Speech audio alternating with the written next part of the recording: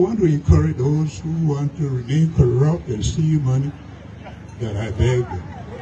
The money should be used to bless our people. Thank you and God bless. We want to encourage those who want to remain corrupt and steal money that I beg them. The money should be used to bless our people. Thank you and God bless. We want to encourage those who want to remain corrupt and steal money that I beg them. The money should be used to bless our people. Thank you and God bless. 500,000 for national security for Mamaka to come and bring F-moving equipment illegally in the country and say we don't care about PPCC.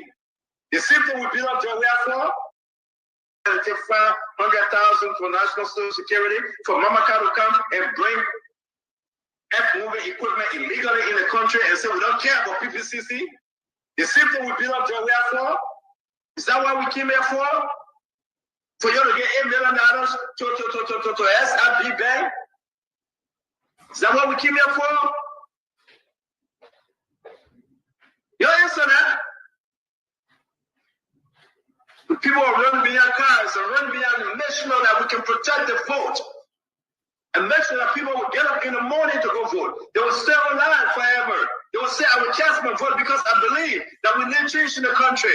I will cast my vote because my children should have a better education. I will cast my vote for Joseph Boakai because the hospital got to be reformed. I will cast my vote for Joseph Boakai because all those construction companies that were so damn corrupt, those 6 years of George Manoia, we will not use them again. But you turn around and give them 22 million and then say it's 8.9. You want us to believe it. There goes Western Cluster. There goes Western Cluster. There goes Asalamita. Our people still sleeping in tent. Something like the container tent that why our people sleeping in. And you still giving Asalamita the best deal ever. There go Putu Mountain, B Mountain. And you say, yes, these guys will vote for us again. They are so damn stupid. They will come back again and celebrate. The best man. No. Don't use Joseph Boakai as a cover. Not because we love him. Not because we say, yes, he will bring a change. We encourage those and the whole man salary is all the way this way. There's a reservation they go there and change it. The money should be give used the whole man signature and we change the whole thing. Is that why we were champion and said no sleeping? We will be educated again in this matter because we came into this with love and patriotism for this country. That's why I came into the country. I didn't come here to hang out with drug dealers. I didn't come here to sign deal with any drug dealer. I came into this country. I saw a dog killing young Nigerians. I cried when I went to the pen of Benin. And I vowed, I told my wife I would stay here. The doctor there threatened my life. I will stay here with fight your ground. They will find out the exact truth. Why they say we are fighting. It has nothing to do with respect. I respect AD. He's a big brother. But I will not do 17. I will not sell my soul to any drug dealer for money. And the truth will come up. If you ask the American, if you want the American number, you have to ask the American why we are not getting funding. That you go to the UNODC and ask them why LGA is not getting funding from them. Kindly help us to hit the share button, I will hold my peace for now. I'm not going to please help us to hit the share button, share with friends, all the people that share with family members. Let them know that we are here, please. To our people, they will be exposed. To intense youth in this country is on job. 1.1 million child in this country is on job. We came here to fight dog crowd. We're not fighting dog crowd. You want me to start talking? You want me to start explaining what's going on in the country? Why with two deputies going against one person? You think about mistake? We are sound people. Professional, educated people. We didn't come here to play. We came here to rescue this country.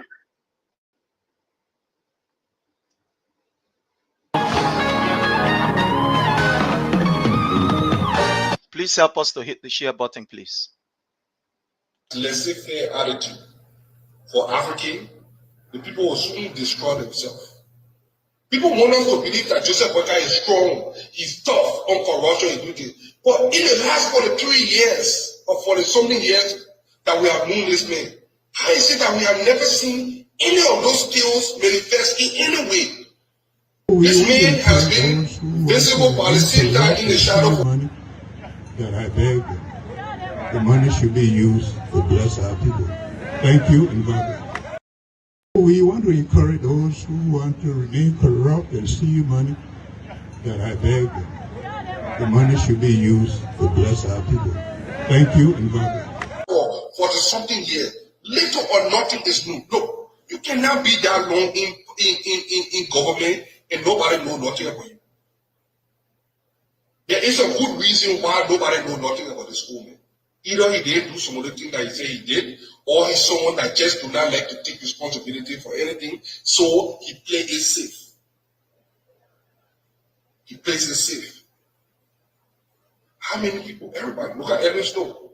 Ernest Snow that came during Chancellor time now. Everybody know Ernest Snow, every move. We can tell you legislation that he backed, we can tell you things that he did. Every other politician in Liberia who can give you the history and tell you something. In Liberia, they want to tell you that they want to invent something. I know most of the things that they say Boakai did was invented because there is nobody that can actually corroborate what he said or what he said he did. He told us in APNC. And that's why I told one other young man the other time, I said, you know what? Forget about Asian Town Boakai. I want you to tell us something in the last 12 years, in the last 4 years. Just tell us something that this man have done for which we believe he will make a great president. Nobody can tell. Whenever this unity, there will be Howard. Parabu has become a nightmare in this place. You call your security bosses, let the fucking Parabu get out of here. Or else I'll get the public. You're getting 100 security, you're getting 100 armed. We'll mob him to death.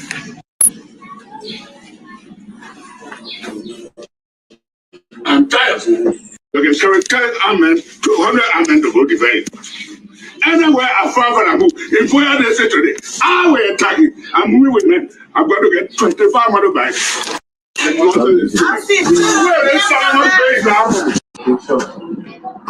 will pass it to our senior manager. Thank you. Myself. You got nothing to coordinate here. Yeah. It will be 100% protection of Parabu today. I will mob you to death. Answer it. You're arrested. We let it respond. What is Joseph Boakai vision? Can anybody read on Joseph Boakai vision? What is Joseph Boakai national agriculture policy? You guys are fucked up. You guys are fucked up. I'm telling you guys, you guys are fucked up. You guys are behind the wrong guys. Those guys are a bunch of yo-yo. Hustle men. Look at them. Look at the people that are behind Joseph Boakai there. What are they doing for living in the time? They are all employed just like Joseph Boakai himself. It's nothing but some kind of old junky slogan he's using over there. Joseph Boakai got no vision for that country. Joseph Boakai is very, very incompetent. He got nothing. Ellie Johnson Sally know that Joseph Boakai ain't work for damn. That's why she never promoted him. That's why she never promoted that man. The man doesn't have nowhere to go because he is incapacitated. The man got pacemaker in him. His support to Boakai has not assuaged Boakai anger. Boakai still keeping at him in his stomach. So when international people come and they want to walk around, they don't him. He's still angry. Boakai is still better with Prince, for Prince telling him, say, but Papi, you ungrateful. Why you doing so? That boy, you get him up being hurt. He pay your hospital bill. You can't be behind him like this. Because, look, I have said it. I have made it public. It's not secret. I, too, as a lawyer, I'm not going to be critical or I'm not opposed to the War Crime Code. No, I'm in support of the War Crime Code. I think people who commit a crime, they should bear the penalty, they should bear the weight of the law. That's where I stand. In my recent piece that I posted it there. I made my position very clear. But there are critical national security considerations that we must need to focus on. You want to ask yourself in Liberia, why did the people of Grand Jide, why did the people of Grand Jide in large number, why did they vote for Timon Nimla Yahya? Are they oblivious of a record or do they love him? So why the people of Nimba also in large number? The Nimba country has not followed the beckoning of Yerugbe, Prince Johnson. You think they would have voted for Boakai the way they did? And Boakai now is I mean, there's nothing called, I don't know what it would be said, betrayal. Betrayal could be like a small word for Boakai. One of the most unique and wonderful thing that can ever happen for us and to us is to see ourselves before our people, providing the information that are very necessary. So again, I want to say thanks to all of you. As So usual, even we ask you to please do us a favor.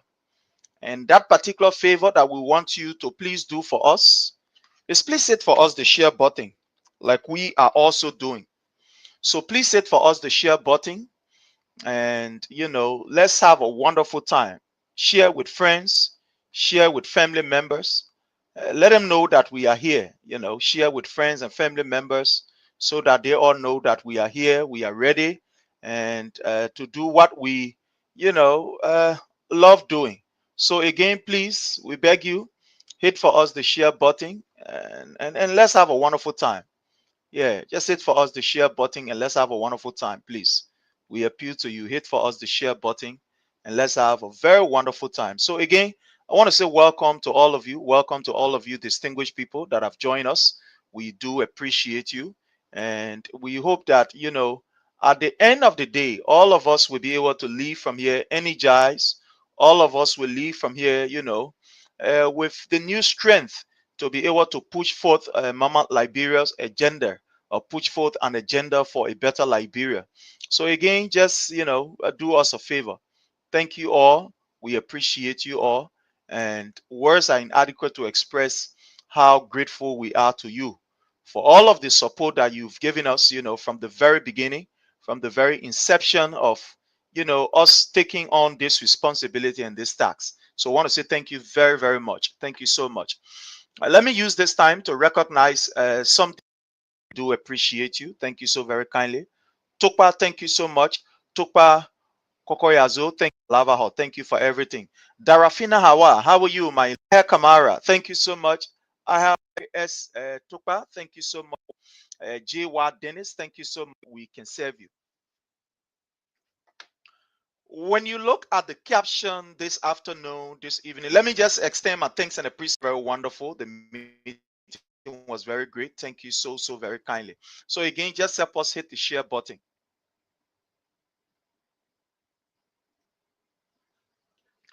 When you look at the caption, sometimes I sit and ask myself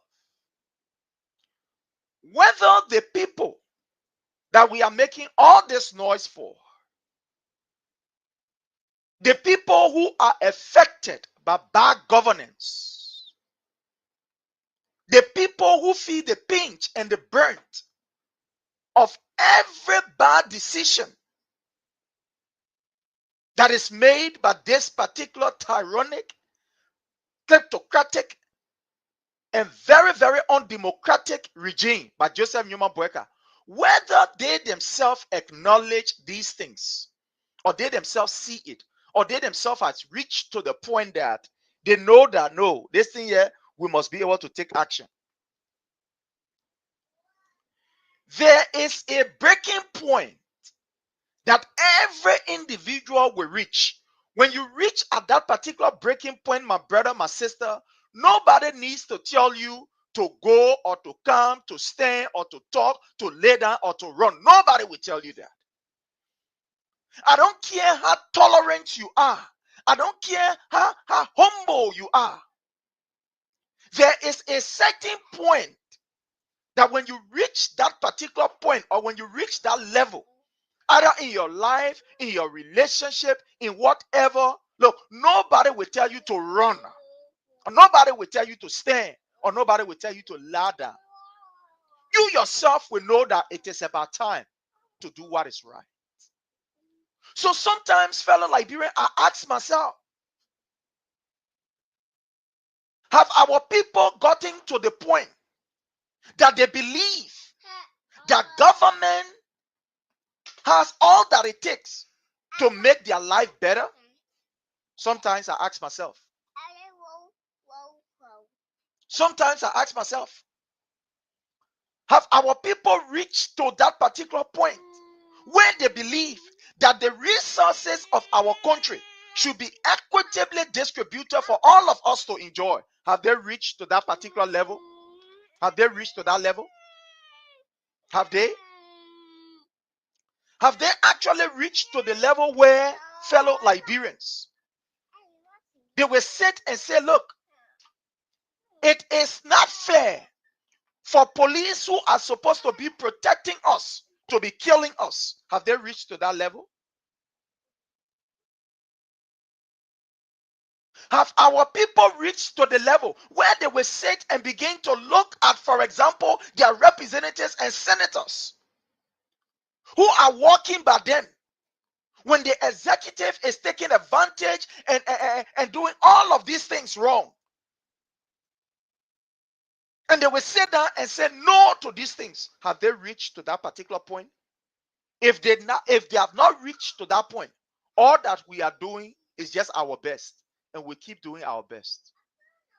We will keep doing our best because that's the only thing that we can do until our people reach to that level. But again, I want to believe that our people are gradually getting there.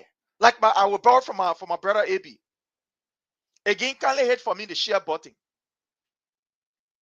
When AB say we are getting there, look, it doesn't matter how you get there. Whether you get there by crying, whether you get there by running, whether you get there by crying, you get there by laughing, or you get there by any way, but we will get there. And I believe that we are getting there.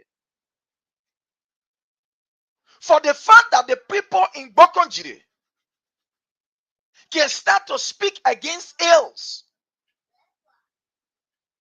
For the fact, for example, Man Kiabe can sit down and say, the market here, the first time we used to buy it here, $2 it gone up to $9.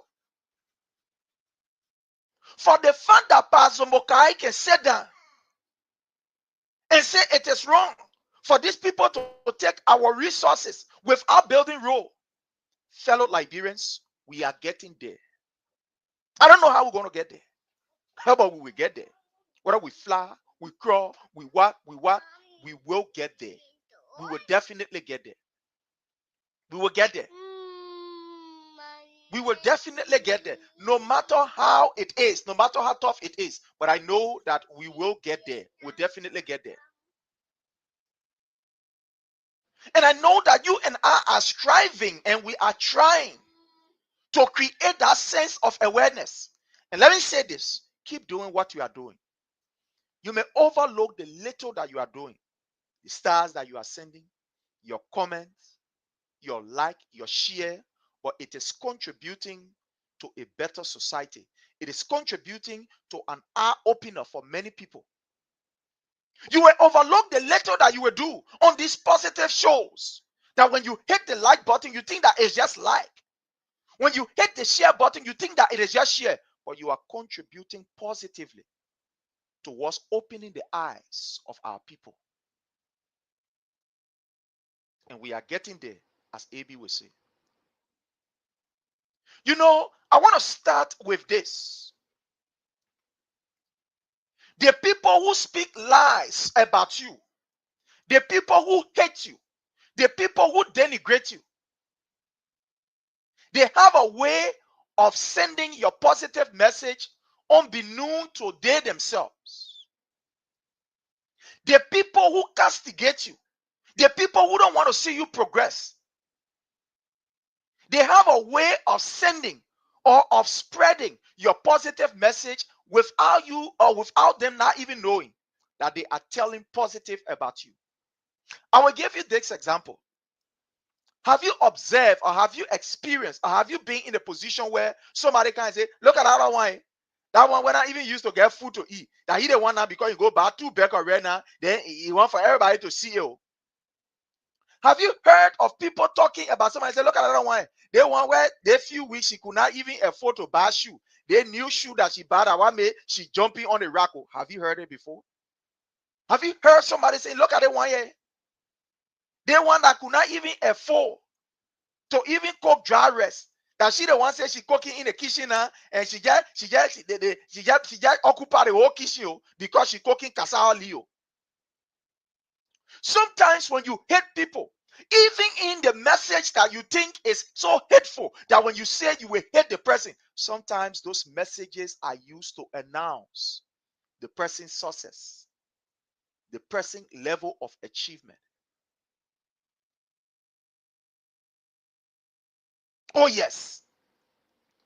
Sometimes when you sit and say to yourself, look at everyone here, who you think he is, who she thinks she is. They want our hungry around here. Oh, because now she got a small job here, so people will not yell. You're not here before. The person did not go to announce whether they get job. They did not go carrying sambo on their head. They only try to make themselves presentable. Or the other people where he is. They look at her, who she thinks she is. Who she thinks she is. Let her give people chance. Let him give people chance here, man. They one year was sitting down around here. He didn't even have food to eat. That he the one now because he get a smoke. People can yell. When he coming in the yard now, he get making noise with it. People who hate you have a way of spreading your good message. I am saying this to me, and I want to bring this to the political discourse. Our brothers made us to understand from the end of the opposition, from the end of Spoon, that President Weah was doing everything wrong. That President Weah was responsible for what the people of Liberia were suffering. He was responsible for everything wrong. But go on the same platform today, listening to what they say. Listening to what they say. To the extent that they have openly acknowledged that Joseph Numa Boakai is a con artist. They have openly acknowledged.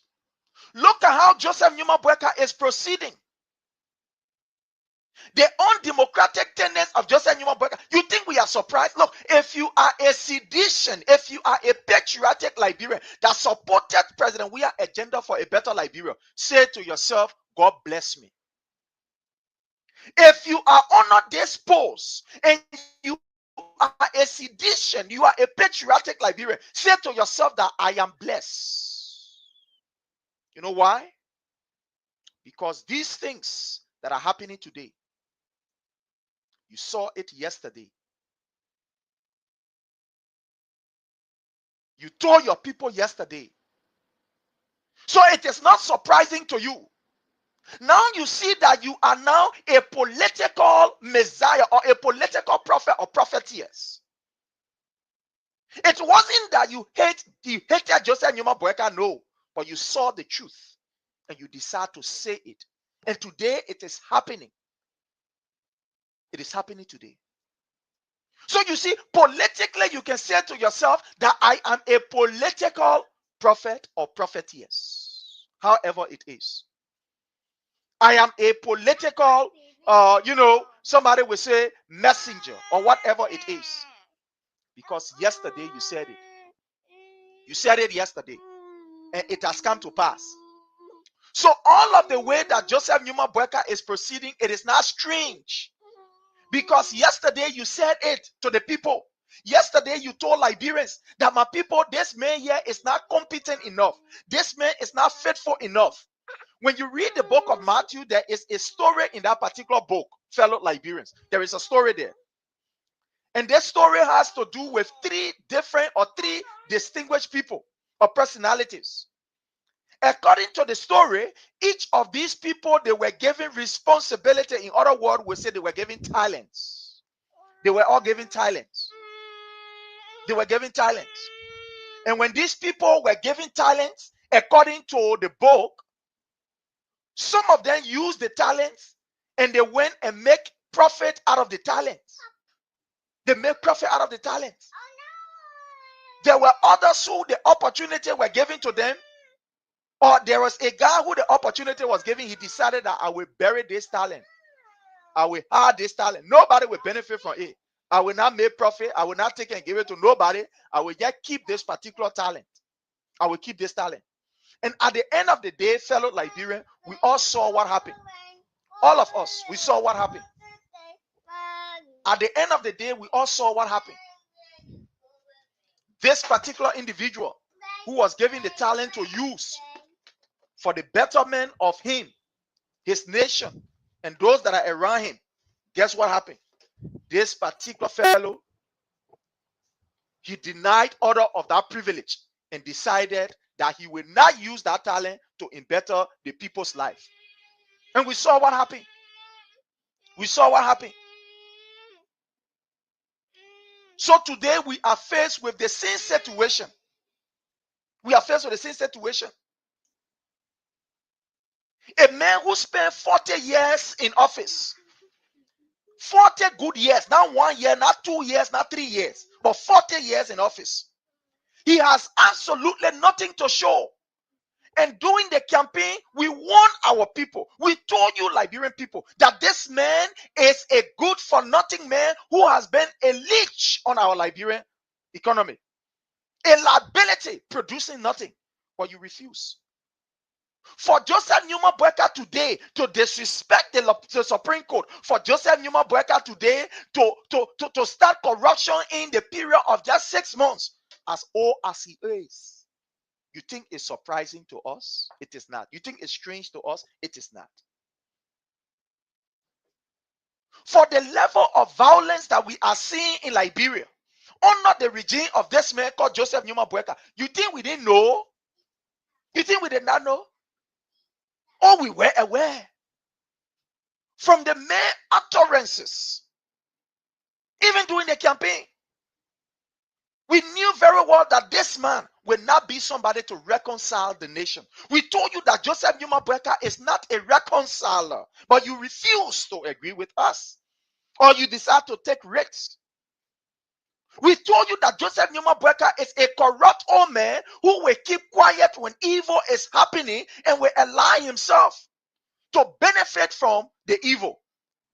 But some of you say, let's take the risk. You say, let's take the risk. Look at how this old man is proceeding. In the space of 6 months, if one would say, or 7 months, or whatever month you think it is, that Liberia have retrogressed. Look at the level of stealing that is happening in broad daylight. $22 million of the Liberian people money that should be used to develop roads, money that should be used to develop the health sector, money that should be used in the education sector. $22 million plus of the Liberian people money was taken, given to goodings. At the end of the day, here are the roads in deplorable condition. In deplorable condition. And even what is even more, somebody will say frustrating is our own lawmakers who have 3 cardinal responsibility, and that responsibility is to make sure that they should have the oversight. They should represent the people and they should make law, knowing very well that $22 million of the Liberian people money was mismanaged by the Ministry of Public Works under Joseph Newman Boakai. They called the public work minister Goody and said, "Oh man, he said, fine. That money here where we gave you, you use that money for that purpose." He said, "No. You're supposed to do the one, you did it the way you're supposed to do it." He said, "No." He said, "Okay, go and see no more. Go and see no more." That's why from the beginning I said, look, my people, we are only creating that atmosphere. The day Liberians get ready, nobody will say they're ready. People will know that they were ready. They're ready.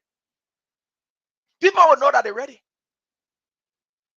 For these lawmakers who should be checkmating the executive, to make sure that the executive is called to order, to make sure that our interests are protected, to compromise with these criminals that Joseph Newman Boakai has brought on us. And say, go, y'all take 22 million, y'all go, y'all enjoy yourself. Then we're sitting down, we're looking at them. Then nothing is moving us. That's why sometimes, look, let me tell you, some people are in poverty not because of the system. Some people are faced with certain problem. It's not because other people hate them. It's because they themselves enjoy it. Look, I am one person that believe there are certain attributes or there are certain conditions that one can endorse. I believe that there are certain conditions that some people can endorse. You say, yeah, I will choose to be in this condition. I will choose to be there. And from all indication for what I'm looking at, it's like, look, sometimes, I want to be high on us, right? And forgive me if I'm very high. Liberia is underdeveloped not because we don't have the resources, but because the people themselves love underdevelopment. They love it. Liberia, we don't have no good health sector because the people can enjoy it. The common people who are affected. The day you get ready, these leaders will know that you are ready. Until then, we'll be here, we'll be talking. We will be here, we'll be talking. We'll be here and be talking. That's our responsibility, that's our duty. You look at somebody who said to your children have been denied of education since the foundation of Liberia. The so-called political elite say education is the key to a better nation, the key to the future. But they deny us. They deny the natives of this education.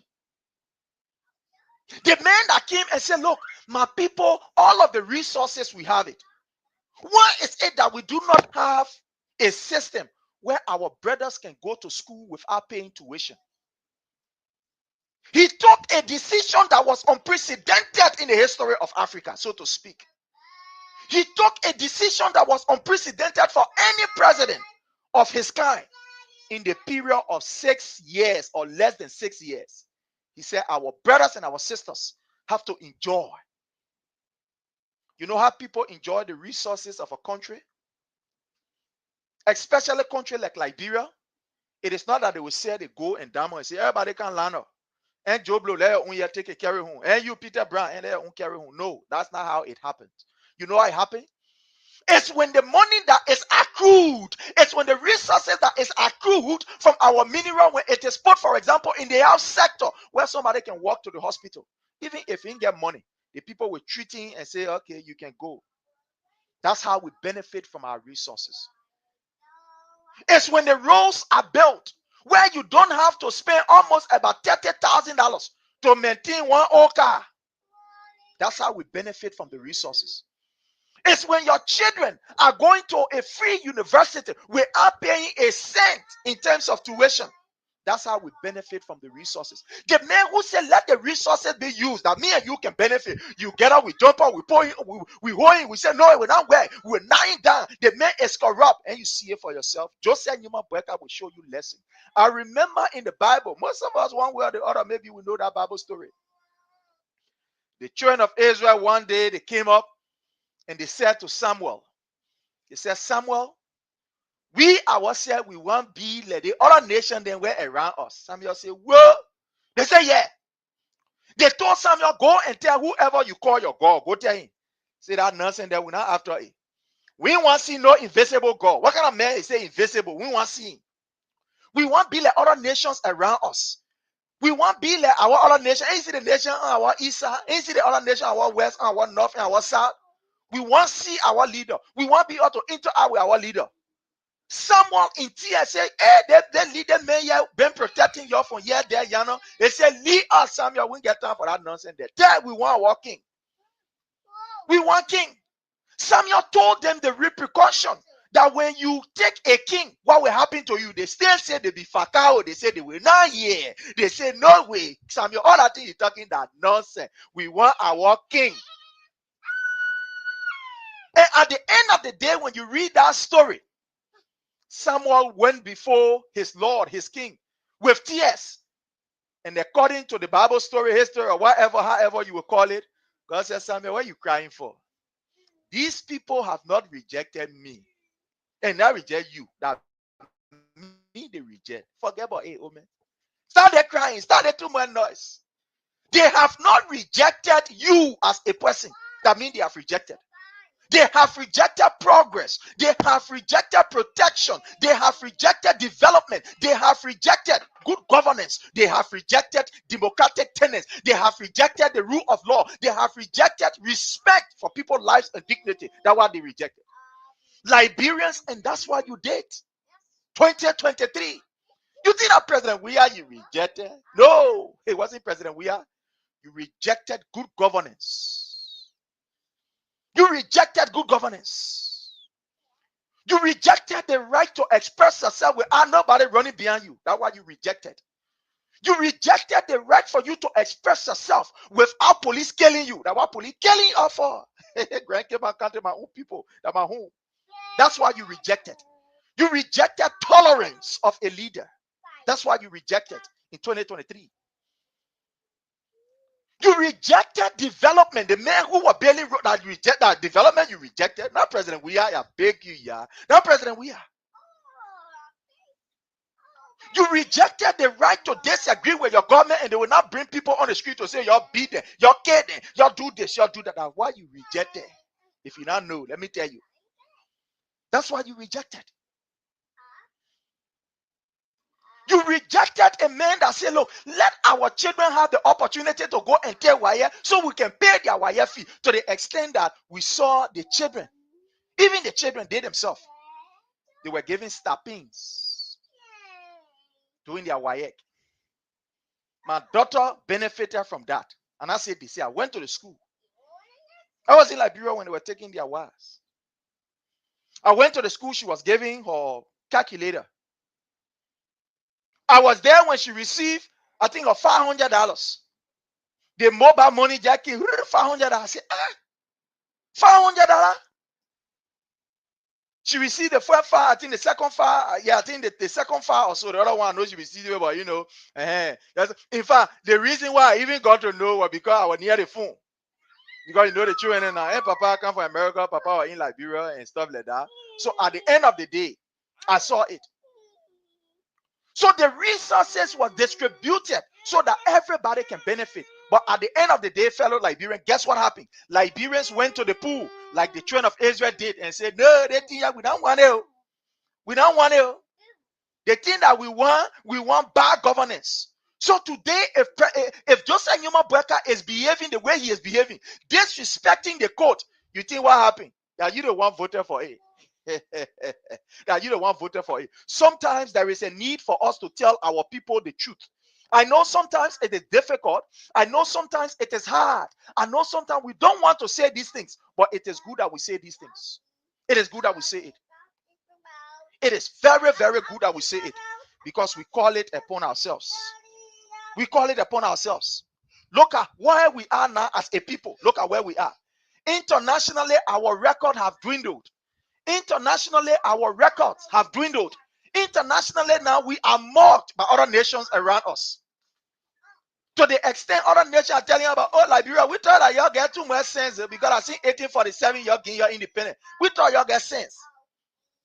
You take somebody as a president that cannot even walk from in a room to a bathroom with all somebody escorting him, but then you want development.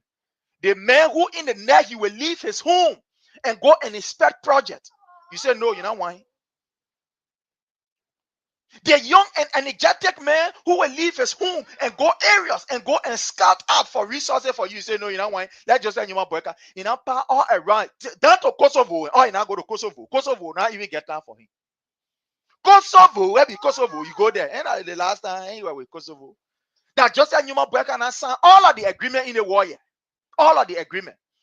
When people come on hate and on lies, that's why I don't worry to discuss. Listen, I don't have my hair discuss. Oh, they all made on get messy. The person this, that, other thing. Look, you always see it, and we're seeing it now. We are seeing it. Their own radio station that lie, they will be the same people that will talk. The same people who use their mouth and lie, they will come and be the same people to talk. Because we were not talking. We passed that stage long time. They who said it. That, oh, President Weah is like, the people steal the people money. Oh, the people, they weren't happy. They themselves, they will come and confess it. They themselves will come. We're not going nowhere. Listen to their voices. No, listen to their voices, because when we talk sometimes, people say, oh, we lying. Oh, they think Yahweh talk tire. Oh, Yahweh do that tire. Oh, Yahweh do that one tire. Listening to them. They themselves talking. They themselves talking that the level of corruption that have hit Liberia is unprecedented. They themselves saying it. That the level of corruption that have hit Liberia is something now that they play where I read now. It's not easy. That only God can help us. According to them, not according to me. According to them, not even according to me. According to them, they are the ones confessing. They are the ones saying what they are saying. That, hey, my people, the level of corruption here, the play that it reach, it's not easy. It's not easy. They didn't start confessing. Listening to their voices, because when we talk, we say, oh, listen to their voices. Listen. Security for Mamaka to come and bring listen. F-moving equipment illegally in the country and say we don't care about PPCC. The same thing we built up Joe for. Is that what we came here for?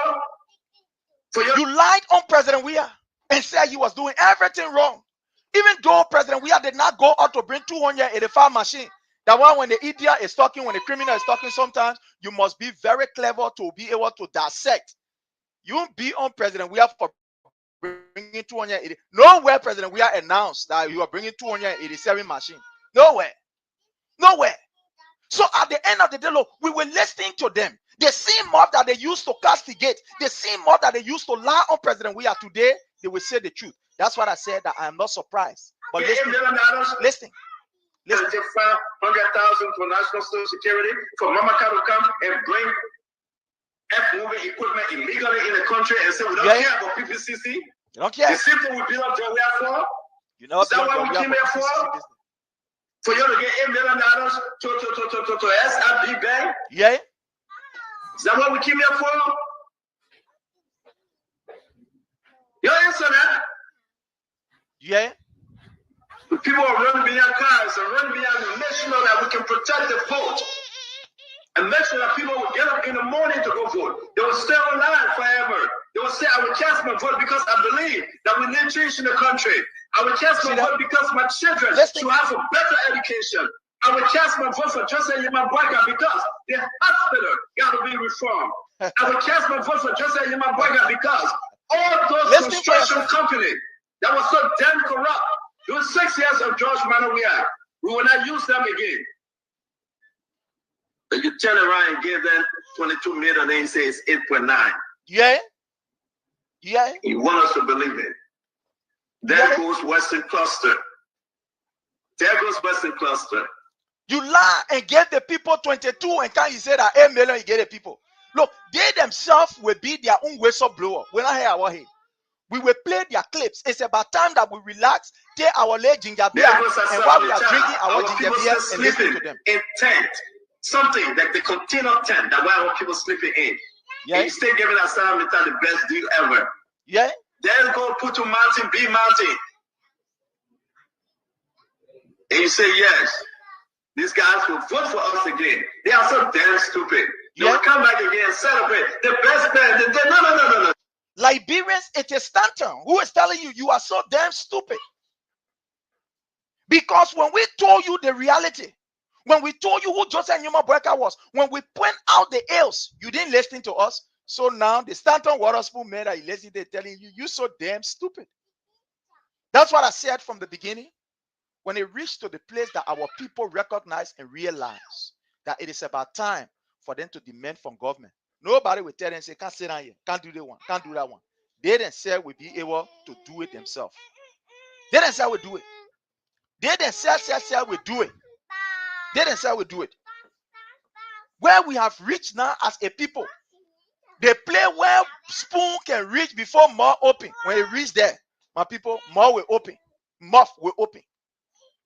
So they themselves, we are only now replaying what they are now saying. That's the reality. Did we hear these things from you? Did we not inform you ahead of time that Joseph Boakai was a no good individual? The man who has no record of making any meaningful impact in society. The man who has no record of respecting people's democratic rights. But you say, oh, that Boakai we want. You know why you voted when you went to the poll 2023 in November? You are voting for undemocratic tendencies. You are voting for the raping of your children. You are voting for the killing of your children by the Liberian National Police. You are voting for police brutality and harassment. You are voting for drugs in the country for zombie. President Weah, who took a practical approach and said, look, the issue of drugs here, we're not coming here to come politicize it. It must be something that we will do, and it must be practical. It must not be politicized. You say no, you know why? The man who take your children and say, let them go to rehab center. You say no, we don't want it. Joseph Newman Boakai, who lied to you, the papa is a BM to the extent that he went, he said he taking drug tests. He said he taking drug tests. The papa went, he was to the play there, he said, oh, we come and take drug tests. So like I asked yesterday, the drug test that Joseph Newman Boakai took, what is the benefit? In fact, what has happened is that he has increased the drugs on the Liberian market. It has been increased. You bring criminal like AB. You bring somebody like Fadiga. The boy who look at Liberia as a means maybe to go and enjoy a settle. You carry him there. At the end of the day, look at the drugs information. To the extent that even the sitting mayor of Grand Cape Man County have to say that LDEA now, that they don't want bringing drugs in the country. I don't want you to believe. You know when I talk, that when I'm in studio, I really love it when I'm in studio. The sitting mayor of Grand Cape Man County is even saying that the LDEA is now bringing drugs in Grand Cape Man County, that they will kick them out. Don't believe what I'm saying. Just wait, let me play this for you. Don't believe what I'm saying. Let me see. No. Don't use Joseph Boakai as a cover. Not because we love him. Not because we say, yes, he will bring a change. And the old man sat on the judgment this way. Then Sylvester Bismarck can go there and change it. And keep the old man's signature. And change the whole thing. And is that why?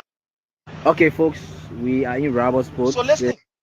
Okay. Including you that have come to even do a fact finding on some of the happenings here. So listen to we are grateful. Listen to him. So how far as you speak now, the Bama is closed? It's closed. Okay. And like I said, the lay portion I opened Kino Capsa. And so let me just go for now. Play a voice. Yeah, after that we have not found about it. Okay. Yeah. Let's speak to this Rubber Sport Road because these are being a man of his word. Africa. How were you impressed about that result? You know, I mean, I was the one that did the welcome remarks. Okay. Right? Yeah. And I spoke about also being a center of endless opportunity. And you can see that also is blessed. Yeah. It was endless opportunity. Okay. 1, see the beautiful mountain. Yeah. 2, see the Atlantic Ocean. 3, see the episode. Not only that, see the hills. Yeah. See the natural beauty of Rubber Sport. Go up to Baptist, go to St. John's. Go up to the 75-bedroom hospital. Okay. You will see for yourself. What is the rationale behind this 75-bedroom hospital? Are you trying to, you rebuild the structure, or I learned that there was a clinic exercise carrying up there. Why was the intended purpose of that? It is opening up for bidding. Oh, okay. So we as county and local authority want to get it clear. So when partners come, you gotta be cutting butchers to go in there. See. Okay. They will get I'm sorry, I just want you, too many things are going also on. open. I want you to listen to this. The Ministry of Justice. Okay, fine. I've seen almost everybody. So I want you to listen to this. The Ministry of Justice. The Ministry of Justice. Listening to this. I've seen almost everybody. That the GA brush that they have here, they should remove them because they are compromising too many drug cases. Compromising drug cases? Yes. Wow. They should remove them. If they remain here, the citizens will rise up against them and will have no authority but to chase them out. Yeah. Wow. This is our city. Here's our town. Here's our county. You will not come and keep compromising drug cases because you want to put $5 and $10 into your pocket and damage our children. In fact, the new one that have come, they say, yeah, put it on your head and put it on because I don't take your hand over it. What's their fault? Oh, that's the people of Grand Cape Man County. of the drugs, you see them get so. Yeah, I was there by Morobio. They're busting their feet. Wow. They're busting their No, listen to this. Let me carry back again. 95% of the and keep compromising drug cases. The citizens will rise up against too many drug cases. Justice. Everybody. And I have written the Ministry of DA, the General Hospital called One Blessing. My man just talking now. Few weeks listen to this. Okay. But again, the court explained again with that drug issue. Oh. Yeah. And I have written the ministry of DA, the Ministry of Justice. I've seen almost everybody that the DA brush that they have here, they should remove them because they are compromising too many drug cases. Compromising drug cases? Yes. Wow. They should remove them. If they remain here, the citizen will rise up against them and will have no authority but to chase them out. Wow. This is our city, this is our town, this is our county. I will just stop right there. I don't want to go through all that, stuff like that. These are people who said they've come to fight drugs. Joseph Numa Boakai went to take drugs tests with the hope that he would be able to fight the issue of drugs in Liberia. But unfortunately, A.B. Kroma, who is there, is a notorious figure. You take one other blepier, fadiga, and carry him there.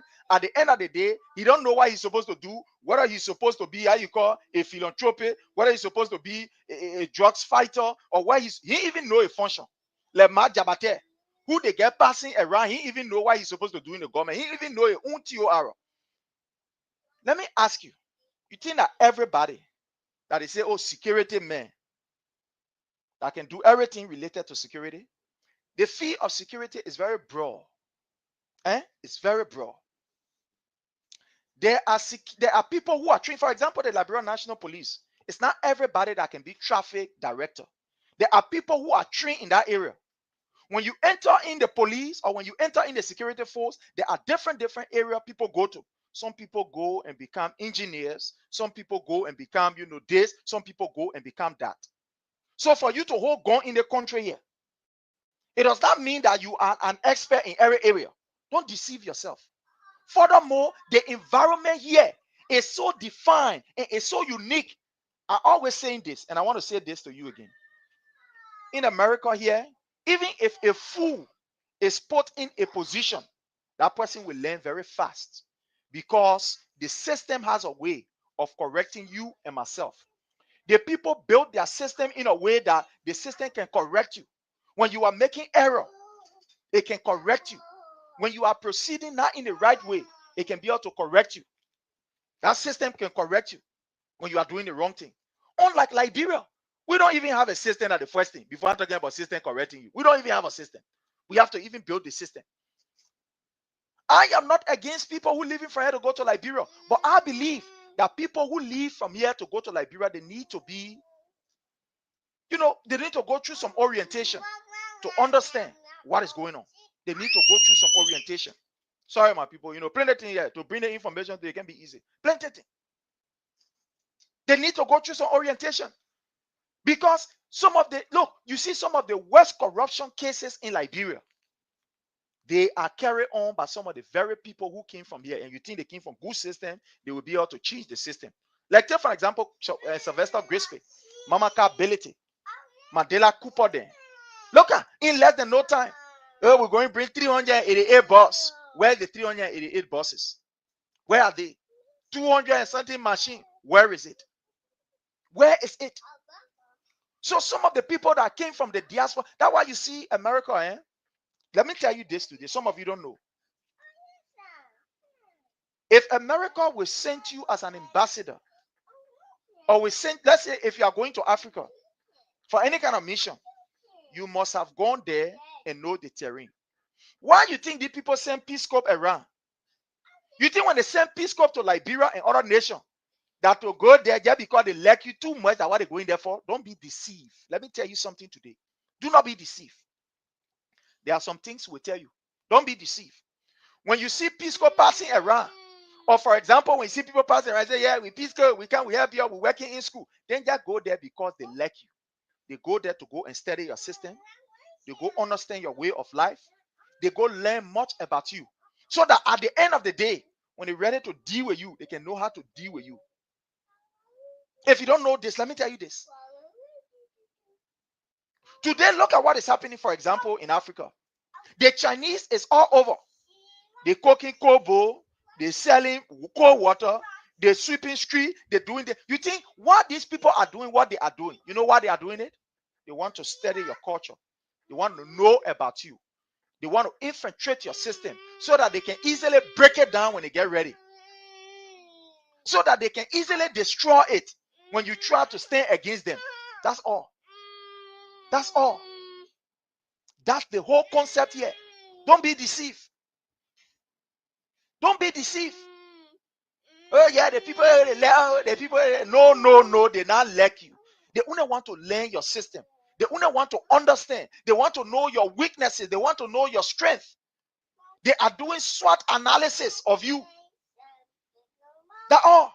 So when you go there, you happen, you say, oh yeah, look at the white man in the village. Hey, yeah, they are men para cool male in the village.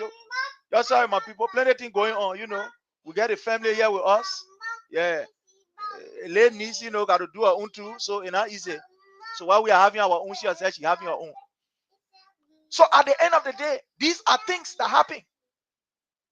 The people will go in the villages and in the town and see them and say, yeah, hey, where people live, they kind of villages in the town.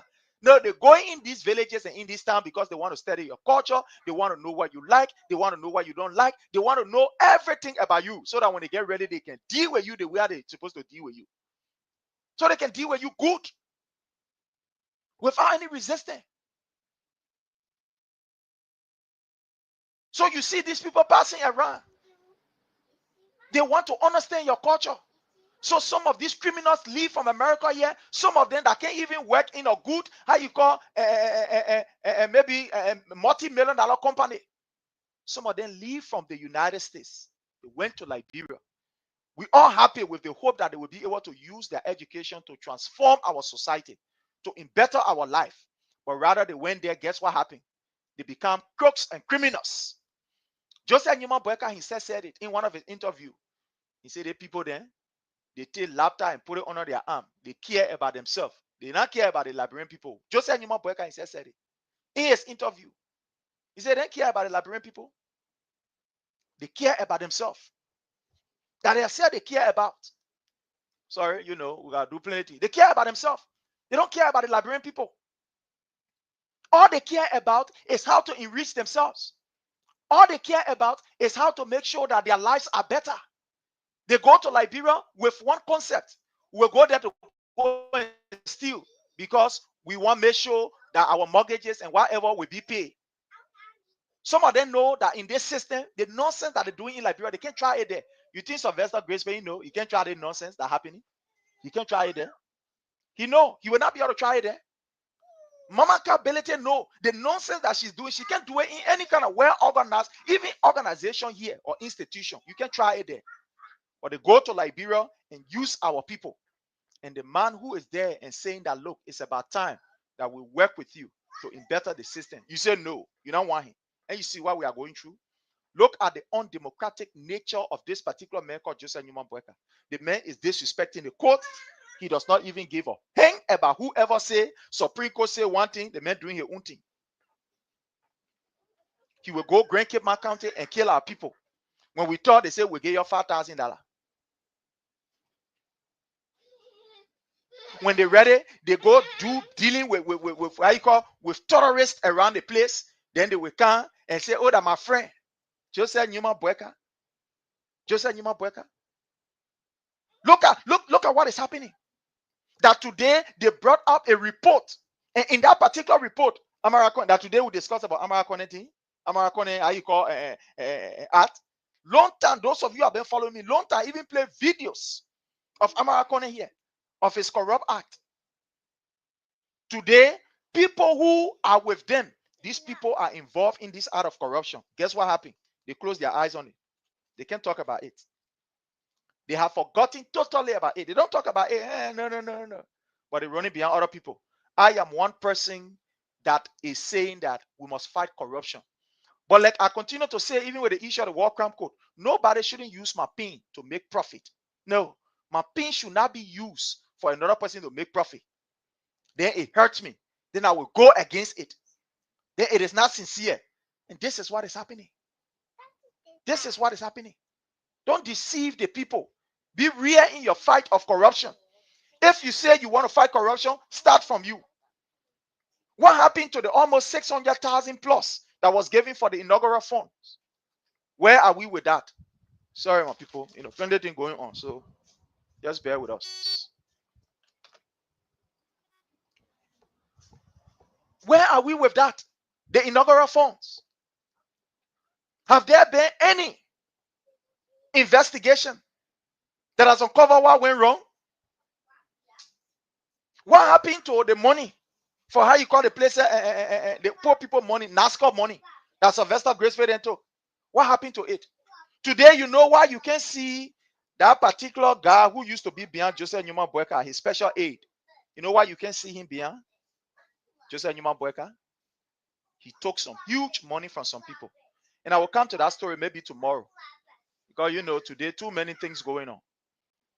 And some of the things that we can go through to bring you the information. We get family to take care of. We get this to do, that to do. But we need to bring you the information. Because it's important. So today, look at what is happening. Everything around is going wrong. Joseph Newman Boakai said going to take drugs to come for drugs. The drugs now becoming, in fact, it's to say the drugs got vest. It was like an abuse. The drug got vest. Look at the number of our kids who are involved in the issue of drugs. I want to say to you, fellow Liberians, we've started the process of putting ourselves together for September. As you may be aware, September, the United Nations General Assembly will be held in New York. Today, some of you don't know.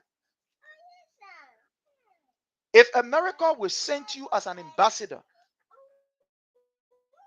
or we send, let's say if you are going to Africa for any kind of mission, you must have gone there and know the terrain. Why do you think the people send Peace Corps around? You think when they send Peace Corps to Liberia and other nations, that will go there just because they like you too much, that what they're going there for? Don't be deceived. Let me tell you something today. Do not be deceived. There are some things we'll tell you. Don't be deceived. When you see Peace Corps passing around, or for example, when you see people passing around, say, yeah, we Peace Corps, we help you, we're working in school. Then just go there because they like you. They go there to go and study your system.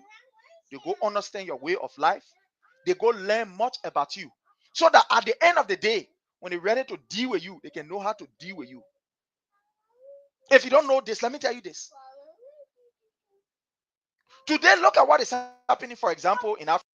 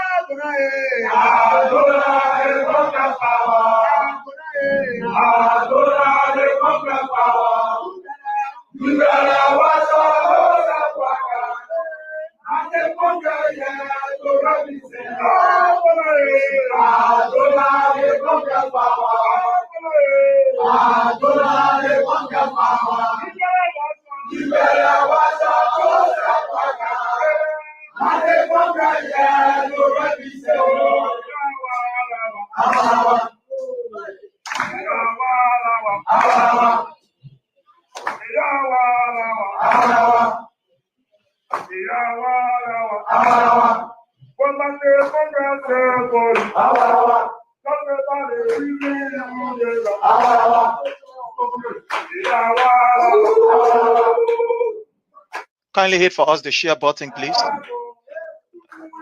Kindly hit for us the share button.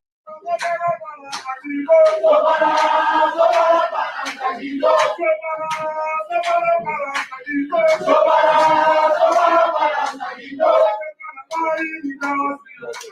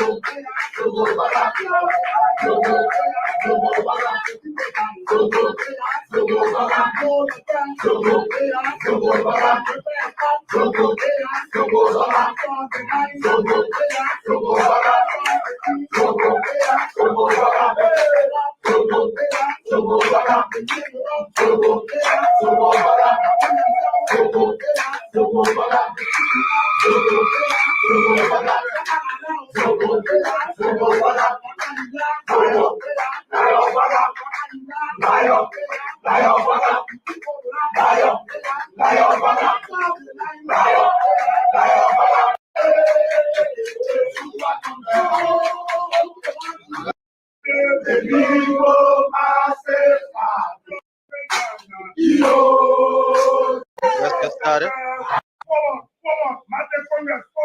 Button. Share with as many friends, family, groups, or you can also share on your page. I want to say welcome to all of you again. Let me say welcome to my own brother here, Jake. Jake, how are you, Chief?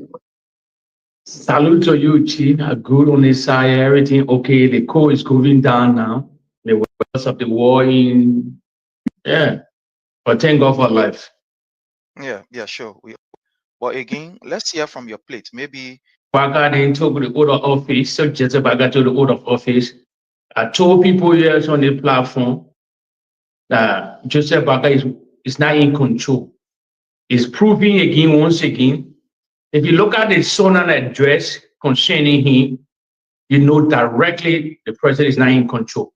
Let me give example to the followers and those that are sharing the video. You please have to share the video. It's a situation that went on in America when they swapped Joe Biden for Kamala Harris, because the same age group Joe Biden was seen now.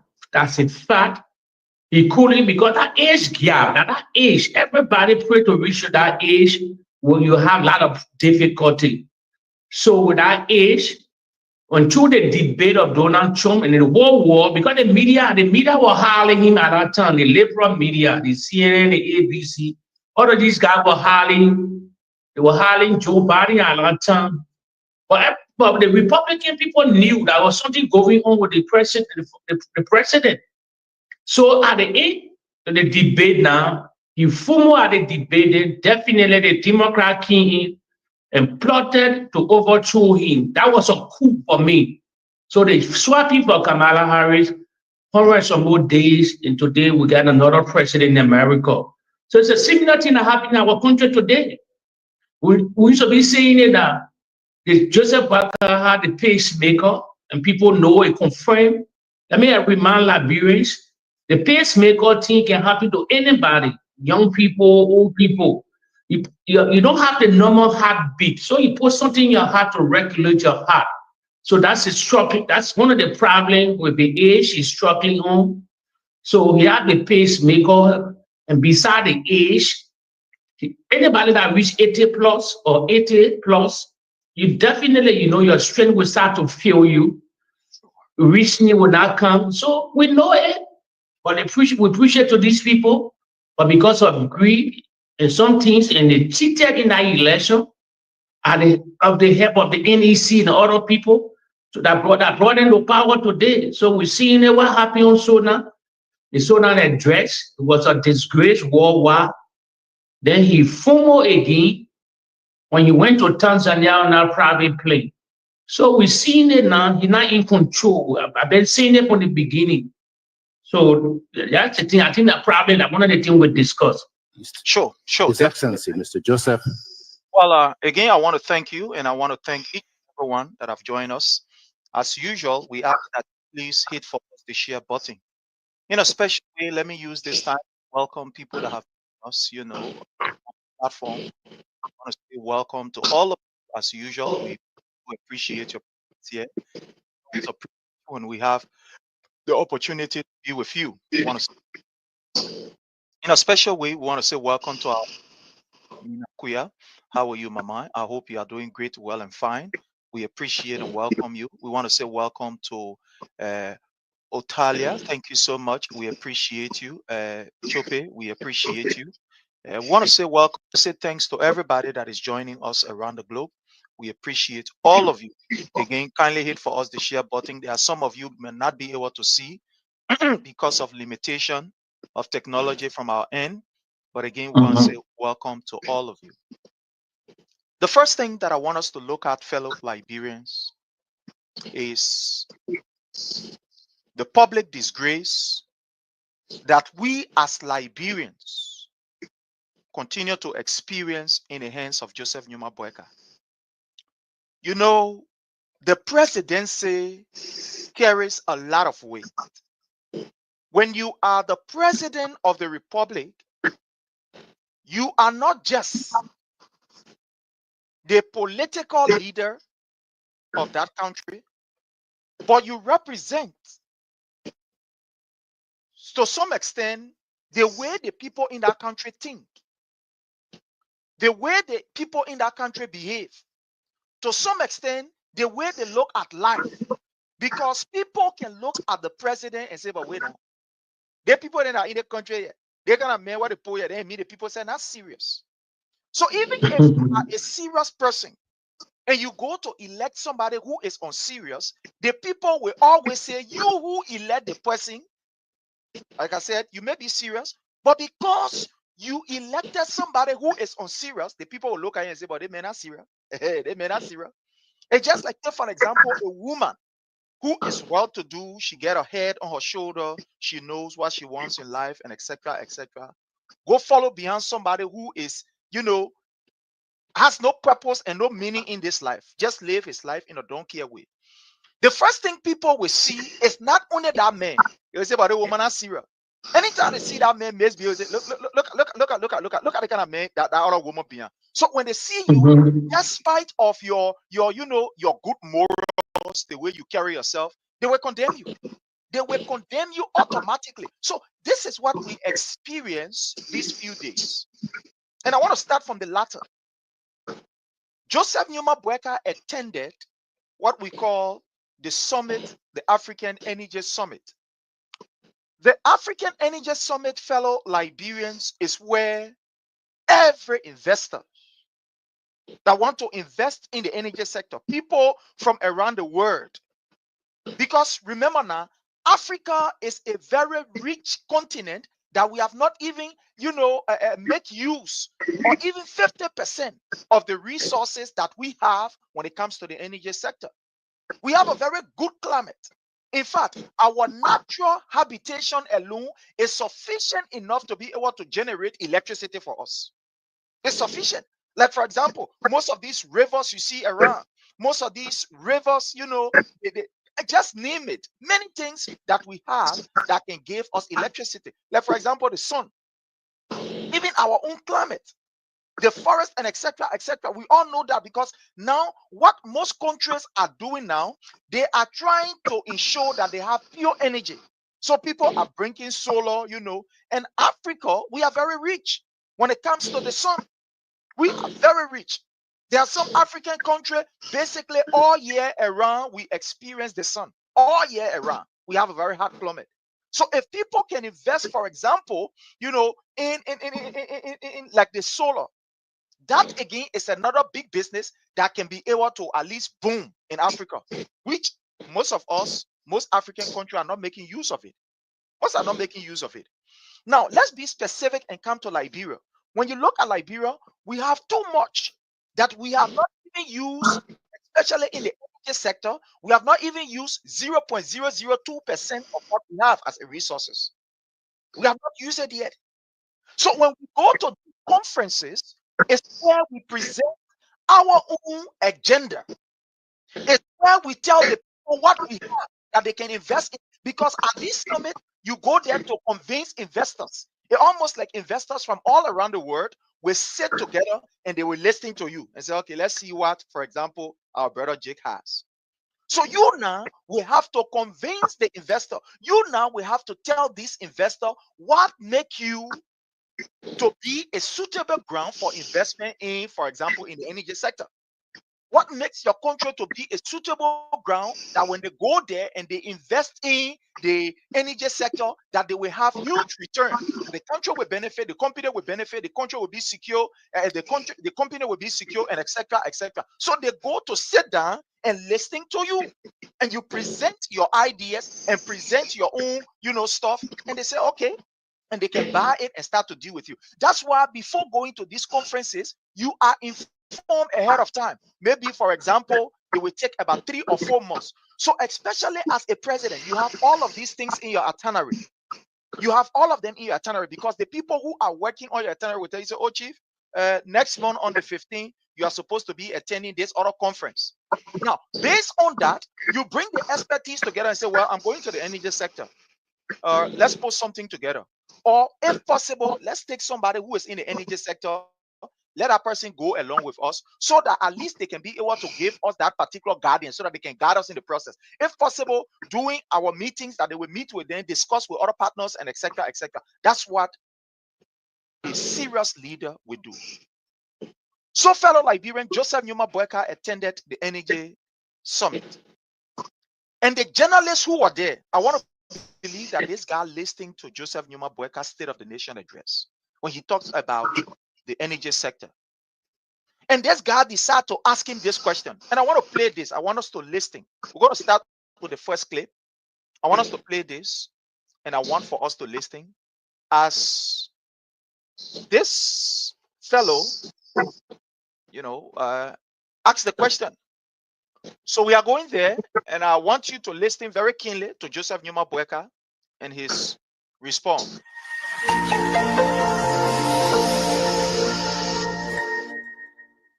This panel, but certainly not the least, His Excellency, Mr. Joseph Numa Boakai, Senior President of the Republic of Liberia. We've talked about numbers in terms of access, and for Liberia, it is 32% of the population that has access to electricity. Again, the vast majority of them being in the capital city of Monrovia, and very little in the rural areas. And with regards to clean cooking, we're talking about 1%. But your government does have huge ambitions of reversing that. What are the major pillars of your national compact? And what innovative financing and investment models are you looking at to reverse this trend and put your country on a forward trajectory? Your Excellency, over to you. Let me thank my sister, the President, that is Mayor. Now, I want to carry this back small, and I want you to listen to the main question. The main question that was asked, Mr. Boakai, this killing president of ours, what is your ambition? What is your government, ambition? What plans do you have in order for this particular sector, to flourish, to boom, that people can invest in it? So I just want to go back one step, and I want you to listen to this. To reverse this trend and put your country, but your government does have huge ambitions of reversing that. What are the major pillars of your national compact? And what innovative financing and investment models are you looking at to reverse this trend and put your country on a forward trajectory? Your Excellency, over to you. The majority of them being in the capital city of Monrovia, and very little in the rural areas. And with regards to clean cooking, we're talking about 1%. But your government does have huge ambitions of reversing that. What are the major pillars of your national compact? And what innovative financing and investment models are you looking at to reverse this trend and put your country on a forward trajectory? Your Excellency, over to you. Let me thank my sister, the President, that is Mayor. She used to son, for inviting us to come here. I think it's also an opportunity because the last time I was over here was about 30 years ago. And I don't see any other thing that would have brought me here either. I want to thank you for this opportunity. And I want to also quickly thank you for what I saw here today. You're rewarding innovation, people who are doing small things. It's not just encouraging them, it's also making the younger ones aware that energy is important. We are honored to be here today, and we want to thank you for all that you've done to make us comfortable. Achieving universal energy access is essential to drive prosperity, inclusion, and sustainability, live recognition. We in Liberia, and I want to thank my friend and brother, Edison, for also working with partners like the World Bank. I want to stop here and then I show all of us listening to it. The question that was asked Mr. Boakai. Mr. Boakai, you have a huge ambition. You recently spoke about the issue of electricity during your State of the Nation address. What are the plans you have in place? What kind of payload do you have that people can invest in? What is your plan? What do you have that you think you can be able to make sure that this particular sector is vibrant, that everybody benefit from it? Because remember, the guy who was asking the question, whether he's a journalist or whoever he is, was able to give us was able to add a percentage of those who are benefiting from the electricity and those who are not. So basically, he was asking Mr. Boakai, how can you be able to ensure that your people benefit from electricity? What plans do you have that you can present to this body that will look at and say, yeah, you know, we can invest into it? My people, you're listening to our president. What a disgrace. Instead of this man explaining to the people what are the plans that he has, what are the areas that he thinks people can invest in, this man jumped to start calling me Surusu, all kind of nonsense at the place there. When other countries are looking for serious opportunity of such,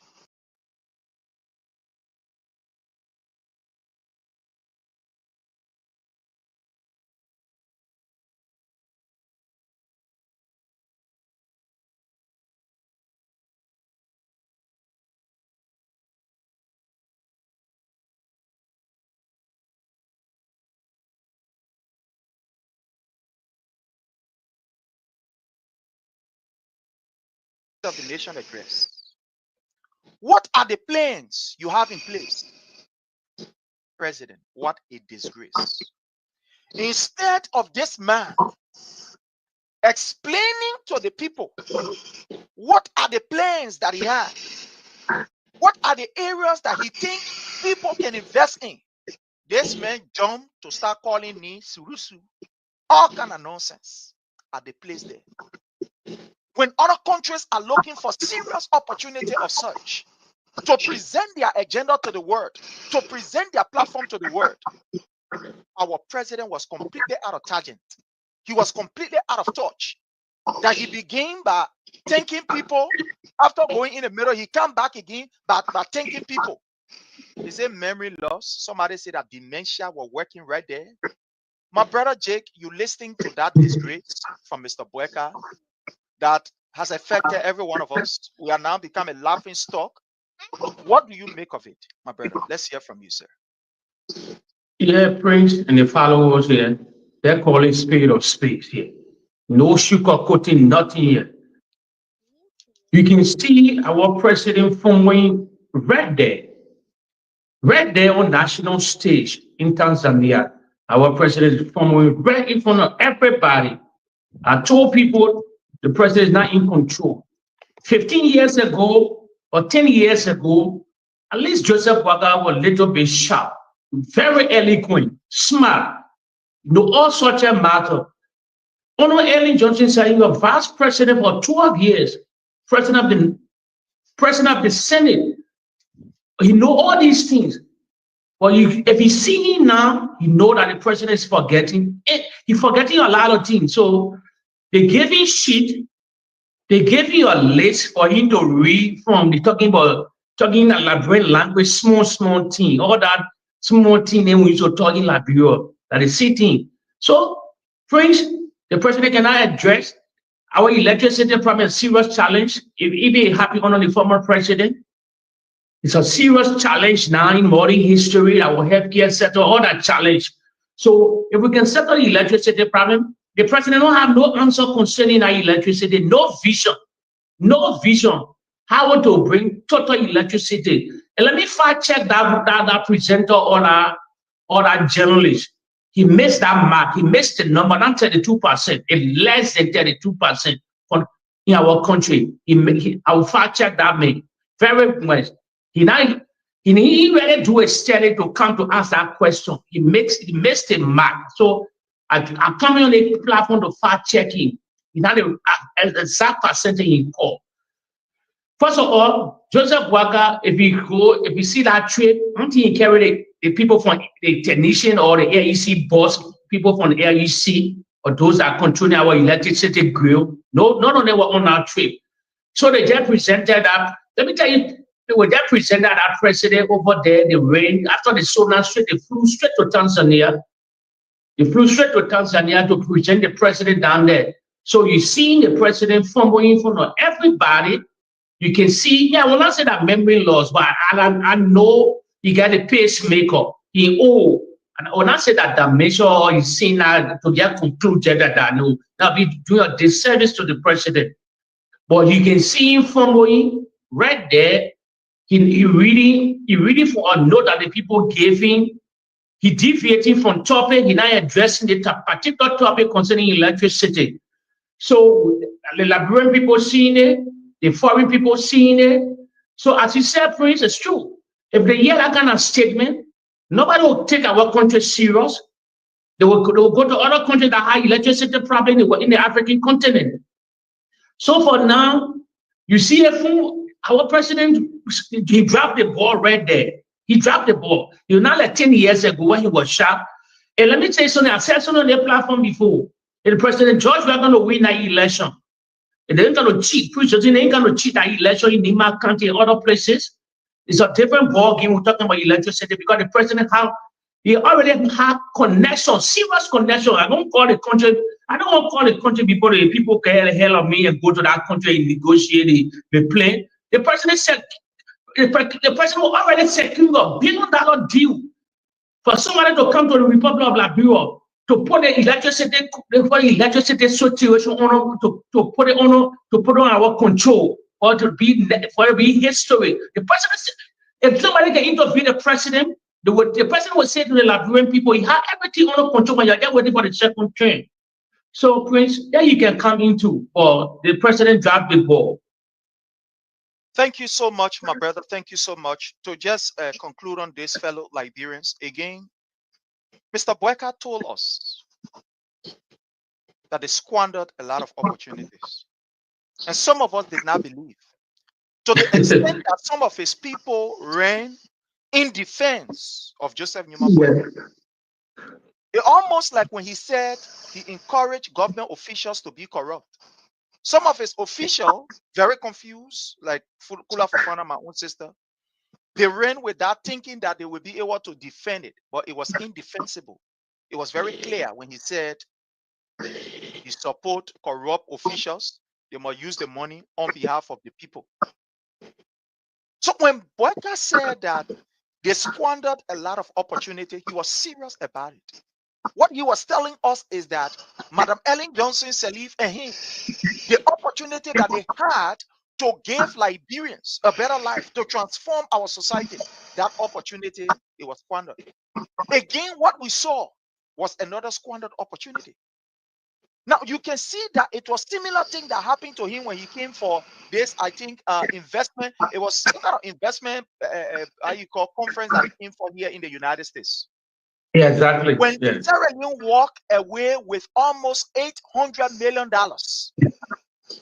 we said it right on this platform. Sierra Leone came for that same conference. Ghana and other nations came for that same conference. They were able to walk away with some good amount of money. And I remember also they came again for another investment, black investment summit again.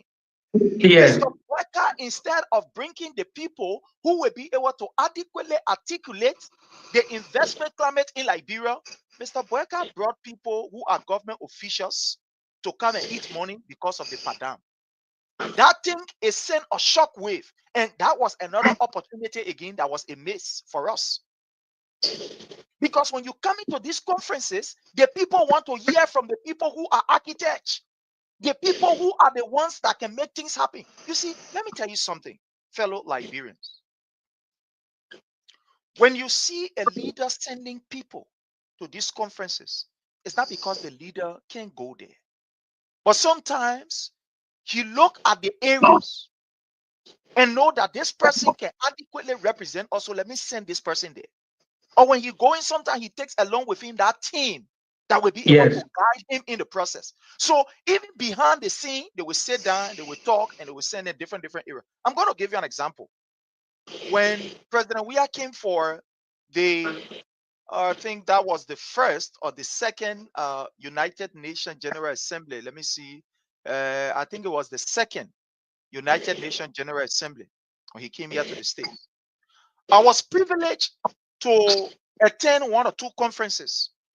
And you know, when the people meet on this United Nations, how you call General Assembly, there are other pocket meetings. Like for example, United Nations Women Organization, maybe for youth development, blah, blah, blah. So they can have different conferences around the place. It's not just that General Assembly alone that you see president to know they can have different, Sonny. And I was privileged to attend at least about two, courtesy of Madam Piso Sedita, the former gender minister of the Republic of Liberia, Madam Amina Kai, and all these other people.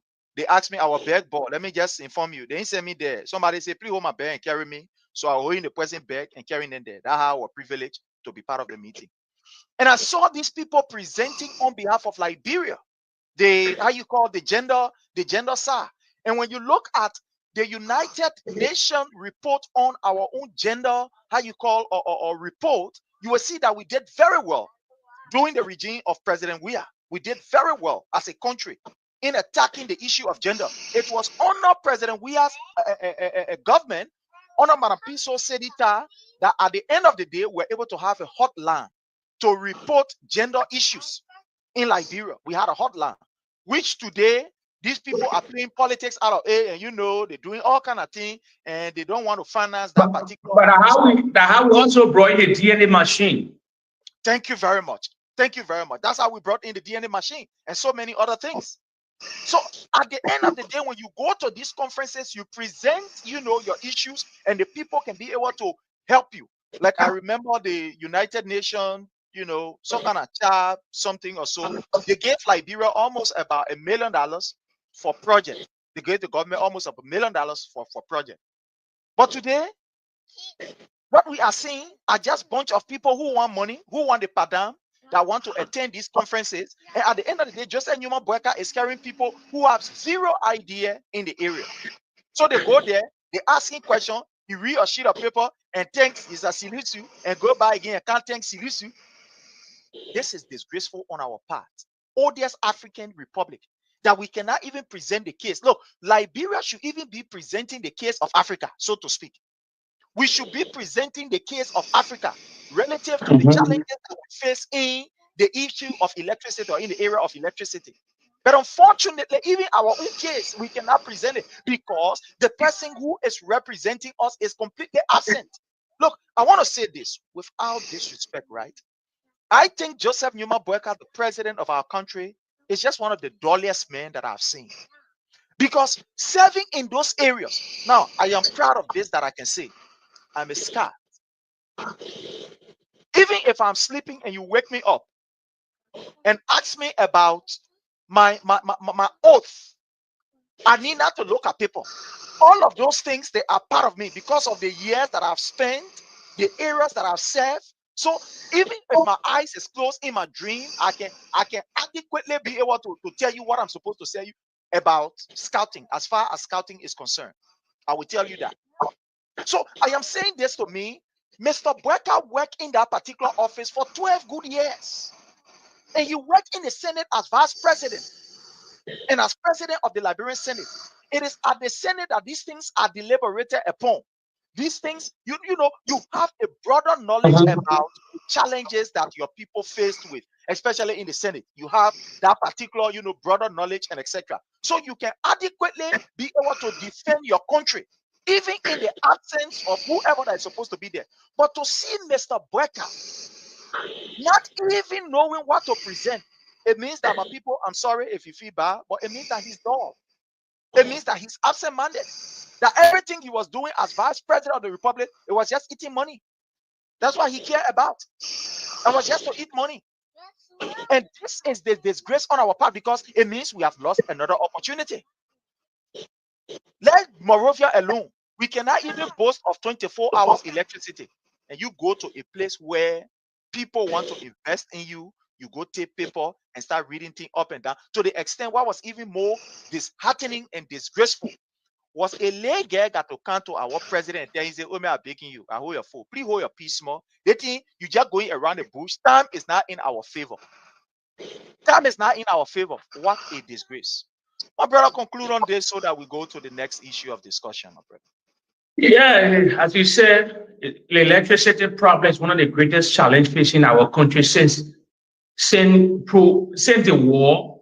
So let's say since the war, some decades upon decades ago, in the health sector. That I told people here, followers in here, great society, any great society, before you become a viable nation, you have to have good, affordable healthcare system for your people. With 5 million plus people, it's not we can deliver on healthcare in electricity.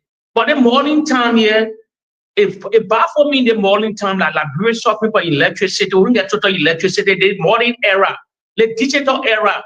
Now present what the world vibing, everybody progressing on the planet, on the African continent. Only Liberian people, only the continent, only Liberia still beyond. We're discussing electricity in the morning era. We should have put electricity to bed a long time ago.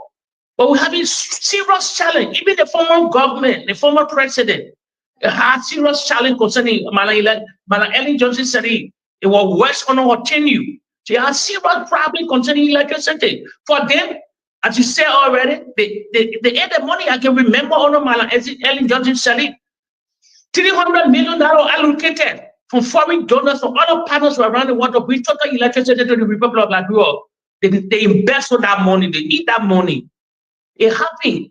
Millions of dollars allocated on a unity party 12-year government. They never brought nothing. Then when the president came to power, the President John King, he tried, but were not enough to be honest, because he had limited time. He was trying to form the government. A lot of propaganda was spreading. You got to tackle all these serious problems. Protests all over the country. The COVID King, 2 years, they have COVID King. Let me tell you something, print today. Let me tell you something. Georgia has been successful because the COVID destroyed the presidency of George Weah. Let me tell you, 2.5, 3 years, COVID. The whole world was stranded. Everybody was locked down. So if we graded President George Weah, let's call it spade or space here. No, we shouldn't be biased here. In less than 4 years, some with all the propagandas and lies, the president delivered. He delivered a lot. Even the world, the European community that we live in, everywhere was shut down. Workforce, workplaces, every places, plane, The whole global war was shut down. Billions or trillions of dollars were lost on the continent, and the whole war, trillions or trillions of dollars were lost. So, and today, a lot of countries now recovering. A lot of countries now recovering, but one of the George Biden did well, but at that time, the developing, the building roads, all these things. So, electricity is a greatest challenge. I told people, if the legislature, they can come together.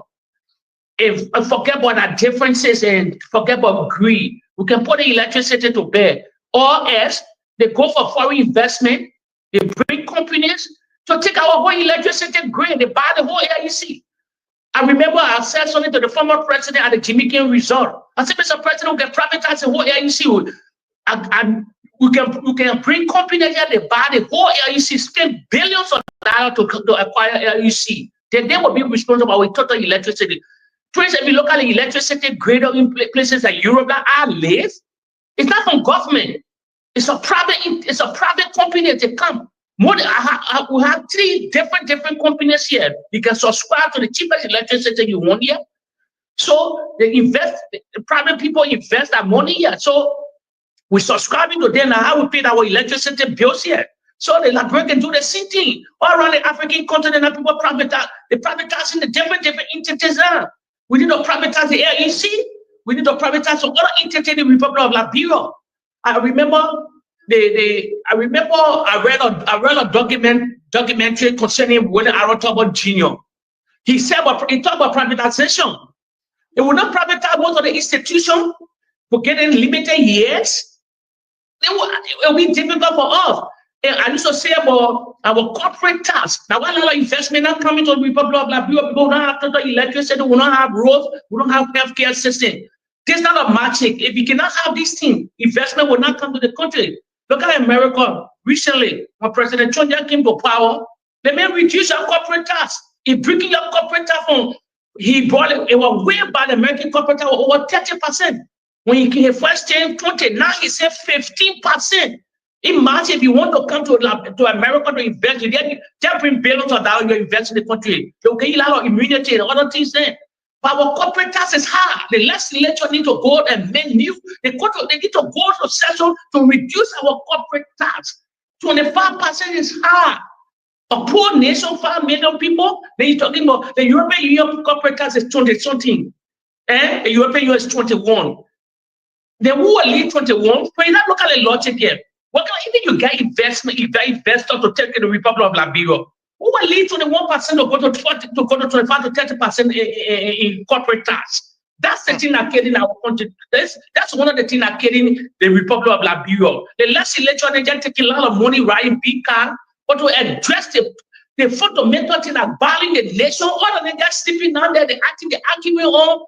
Because the other thing, reduce our corporate tax, bring total electricity to the Republic of Liberia and bet. The next generation of Liberia will see how we'll start vibing, we'll start striving to be a better nation. With all of these things, we will preach their politics, we will demean one another, but it will not happen so easily on our watch. Let me answer that question before you come in.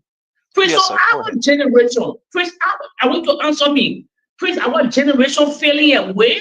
So we not see the development of the Republic of Liberia. Our parents never saw it, so we too will not see it, Prince. That's my question to you. Well, my brother, it's a very tough question. It's a very tough one. But again, the choices that we make as a people will make us to see it or not to see it. Sometimes I am tempted to say, sometimes when you're listening to people, right? I want to be very careful. Sometimes you listen to people, they say, normal days. And I really ask people, was those days normal?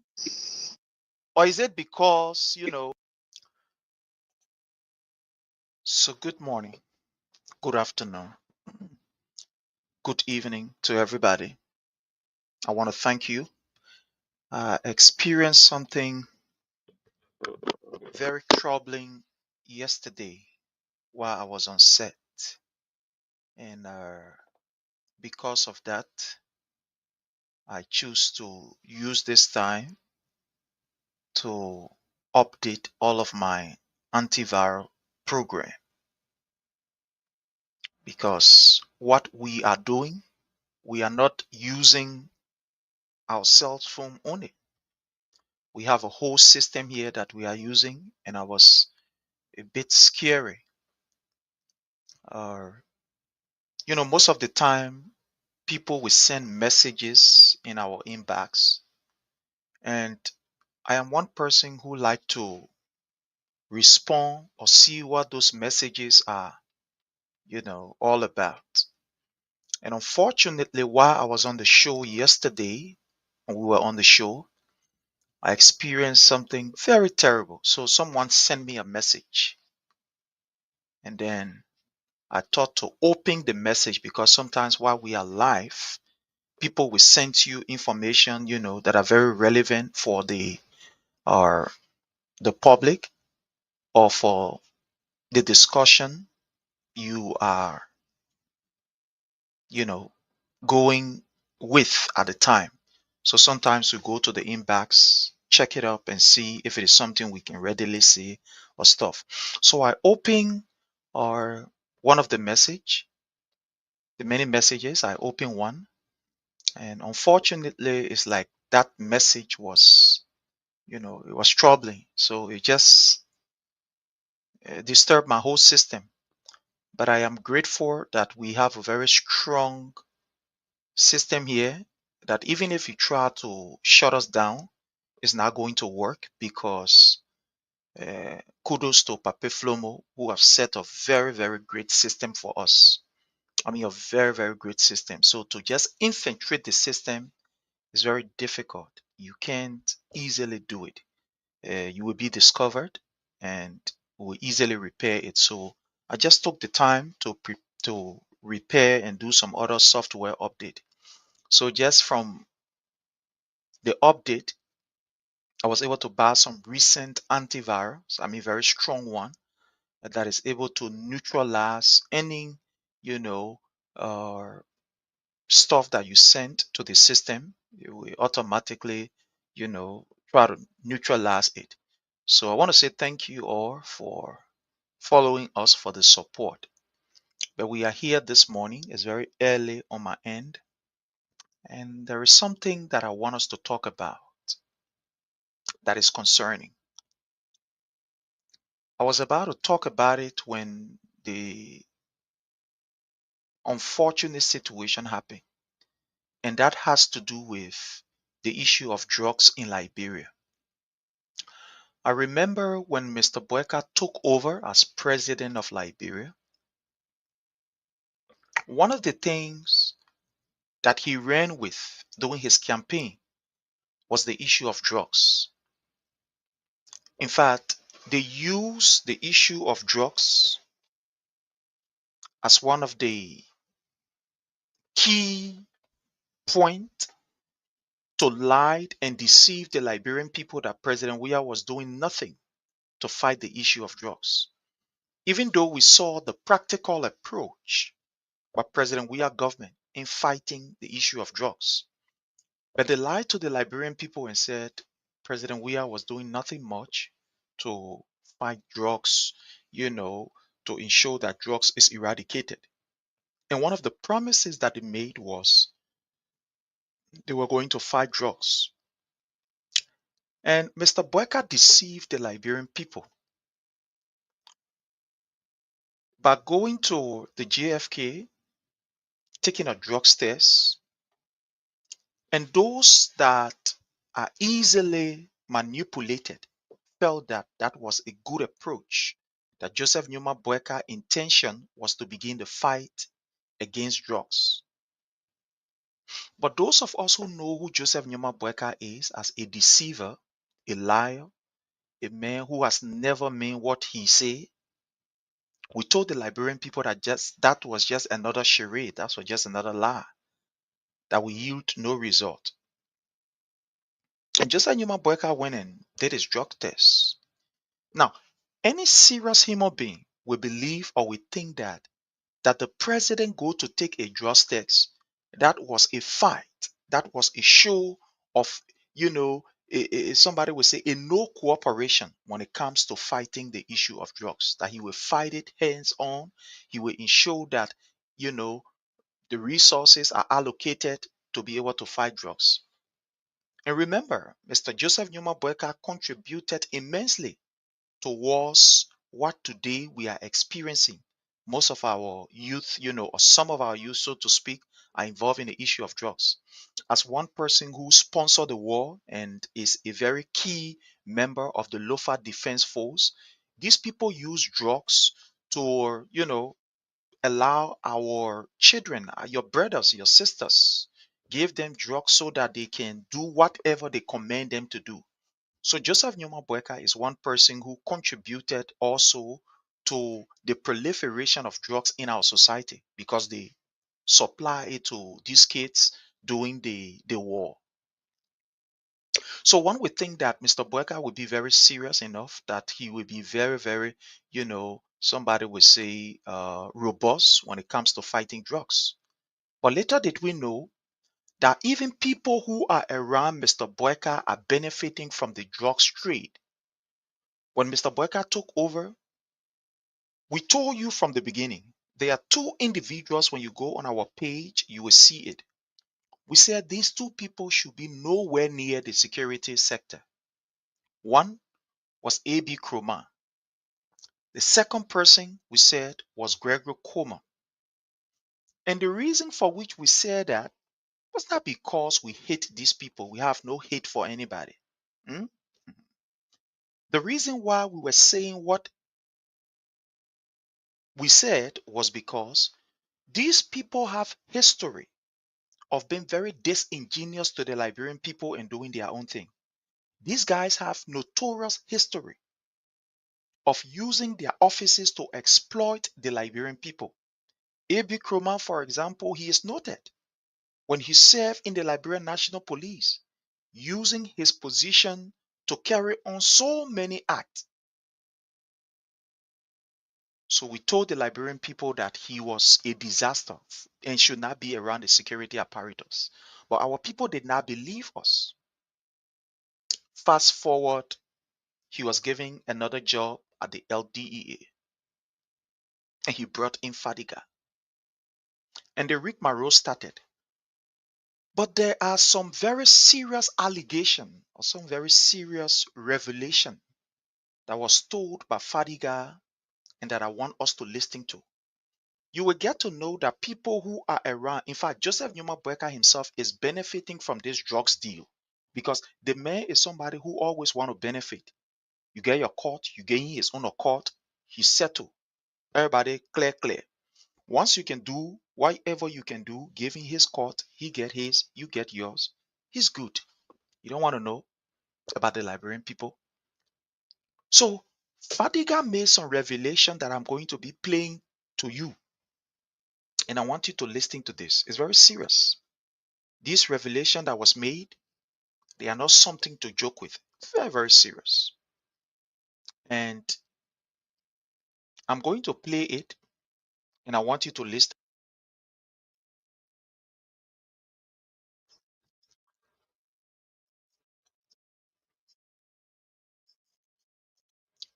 So Fadiga appeared on Spoon, and there were a lot of revelation that this boy made on Spoon. That some of you are not looking at the danger of it. As I speak to you, Liberia is on a time bomb. It's on a time bomb because you have Mr. Boakai and his people who are around him benefiting from the drug trade. According to Fadiga, not according to me, according to Fadiga. But I don't want you to believe what I am saying. I will want you to hear for yourself. I will actually want you to hear it for yourself, what Fadiga is saying. So let me just put the sign up and are listening.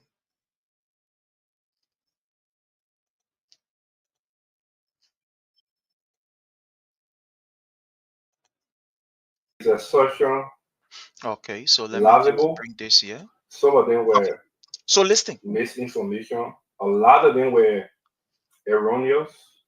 And I will start with the Japan case because I'm sure.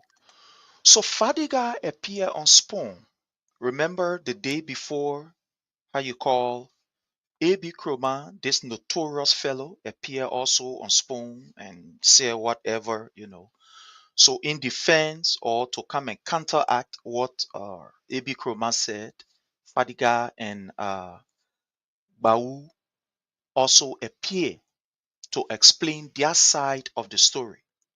And I want you to listen to some of the damaging things that this boss said, not only about A.B. Kroma, but about the system, about Joseph Numa Boakai and the people who are around him, how they are benefiting from the drugs trade. They are aware of it and they are aiding and abetting. These people are known criminals. Don't believe what I'm saying. So we take our own time to listen, right? So today we're going ahead. Let's listen. It was the Jipenki. He cited I came on hope the you are show hearing me to clear. The celebrate the sound is success okay. of the Jipenkis. If you can permit me to give you a brief history, he said something that was true though.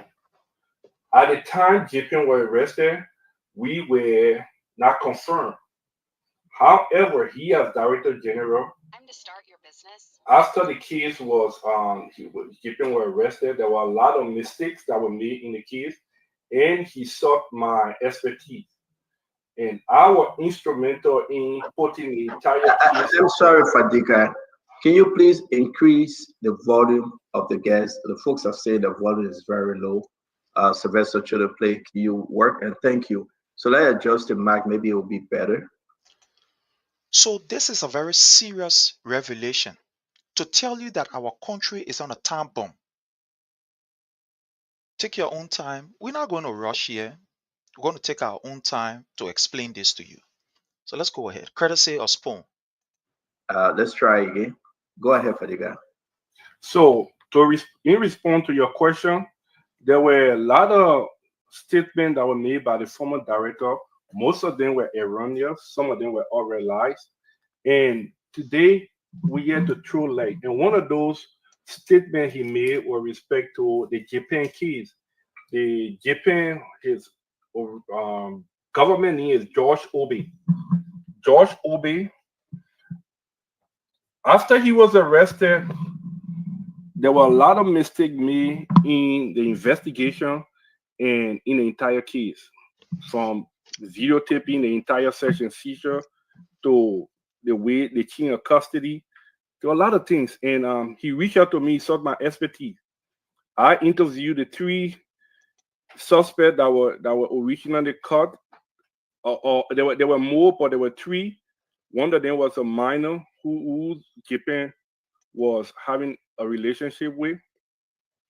I interviewed them and I found out later on that they should be used as a state witness rather than we prosecute them because there were not sufficient evidence and it was discovered that they were not directly involved with the sale, manufacturing of the substance that was seized. I proceeded to putting them in custody, and from there, Japan. I will tell you this, Stanton.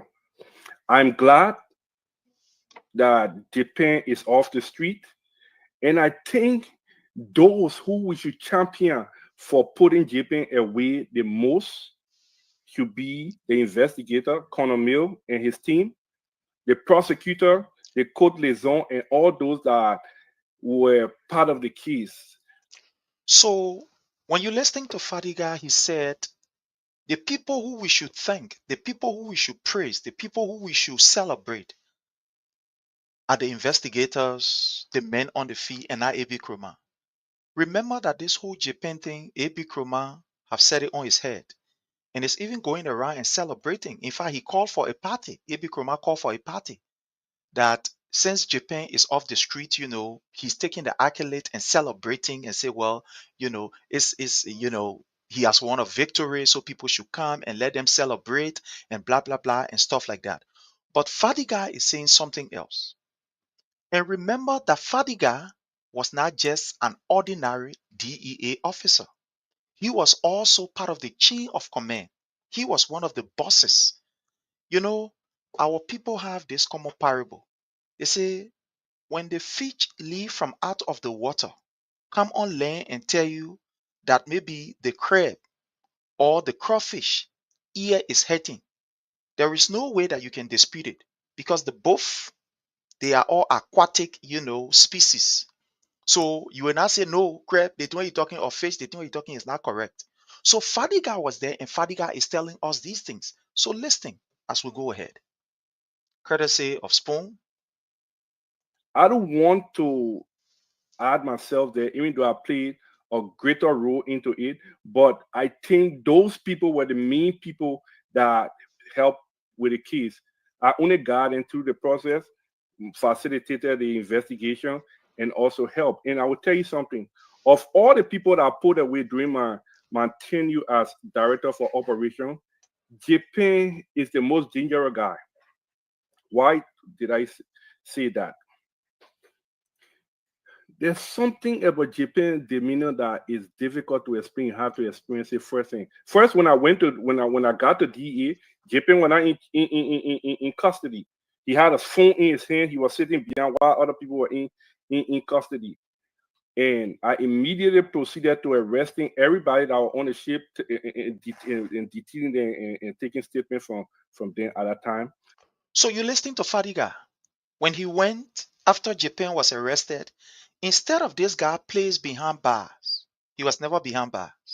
He was sitting with the DEA officer. They were talking. He on a phone. He playing with a phone. So meaning that this particular Japan guy, who according to Fadiga is a notorious drugs dealer, to some extent he must have some rapport with the people there, because you should be behind bar. But why are you sitting playing with phone and other people around you and you're lecturing? Let's go ahead. Look, Joseph Newman Boakai is a schemer. He brought in people that will damage our society and we must expose them. That's what we're doing. So let's listen here. From there, he was locked up, but he was a little bit arrogant and cocky. Like, who are you to tell me what to do? All this is gonna go away. He was just so confident on himself. And I told him one thing. I said, I don't know who you are, but there's a new day. And look at my face. You're gonna go. Now, very soon you will get to know why Japan was so confident of himself, according to Fadiga. Very soon you will know. Why is it that Japan, he was all big up and showing bossy around the place and wanted to show that, look, he is the man, he caught the shot and he do whatever he wants to do. You will get to know very soon. Just listen. Go to prison. Japan did not believe he was gonna go to prison. I took Japan to the court. The case in which Director Kroman is celebrating today, he did everything to honor that case, the Japan case. Wait. You hear it? That A.B. Kroman did everything to undermine the Japan case. The Fadiga talking. That is not me talking. That's not you talking. But it is Fadiga, who was a deputy to A.B. Kroman, telling us that A.B. Kroman did everything to undermine that particular case. Let's go ahead. I took Japan to the court. Japan didn't still believe he was going to go to jail because during the Weah administration, Japan got away with a lot of things. In fact, we got information that he was providing fuel during the Weah administration to the DEA for the DEA generation. Let me just provide this information. It's a blatant lie. This guy called Japan was arrested, yes, during the Weah administration, was taken to the court. For whatever reason, the court let him out. It almost like blaming the CDC government for the release of, for example, Councillor Gloria Musu-Scott. When these people are arrested, they are taken to the court. The court is supposed to do what they're supposed to do to ensure that these people are behind bar. Now, when they leave from behind bar and come outside, you cannot blame the president or blame the whatever. So the information that he's providing, that Japan was providing fee or to LDA, that information is a blatant lie. That one is a lie. But if you say he came out, he was arrested, yes, he was arrested, and then he came out from prison, yes, he came out. Whatever way the people in the court did, well, it's up to them, but he came out. Let's listen further. So all the guys knew him. and they respected him, and they were kind of afraid of him. When I took Japan to the court, the judges and whosoever that were in the case, I warned them. I said, if they mess with the kids, I'm going to file a complaint against them to the justice minister, if possible, to the president. They didn't want any of that. They ensured that the kids were professionally handled. This is where I think this boy, he got off his head a bit. That he warned people that if you mess with this case, I think, I don't know what he's saying, whether true or not. But again, let's listen to him. According to him, he said he warned people that if you mess with this case, we'll do this, we'll do that. But I know a Fadiga cannot dictate to the court. I know that for sure. But let's listen, at their government. Let's listen. Scott, I sent you a video at the Moravia Central Prison when I took Japan. I, along with 3 people, when Japan, Henka was on Japan's hand, he started to tremble and tried to look around. And I took it, even in the car he was, there were DEA agents that were compromised. And when we got to this Moravia Central Prison, when I took him, there were 3. There were DEA agents right in the car that were compromised.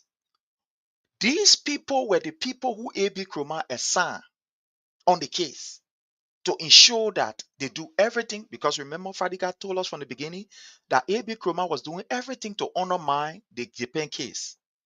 So the people who were assigned in the car to take Japan to the central prison, they were doing all kinds of things according to Fadiga. The people who say they can't to fight drugs, the people who say Joseph Nyuma Boakai, who went there, took drug tests and want to prove to the world that, yeah, he's drugs free, he will fight it, and X, Y, and Z. This is the man under whose watch that his own DEA boss is now undermining a notorious drugs case in Liberia. Let's go ahead. It's interesting. 3-car escort. When we enter the compound, I immediately put those 3 senior the one senior officer on immediate stand down, and I told him to get from the plate because he was a dirty cop. From there, I signed Japan over to the Moravia Center Prison official, and then we went. It will interest you to know that the same director of command that is celebrating this guy here, he went to the Moravia Central Prison to visit Japan.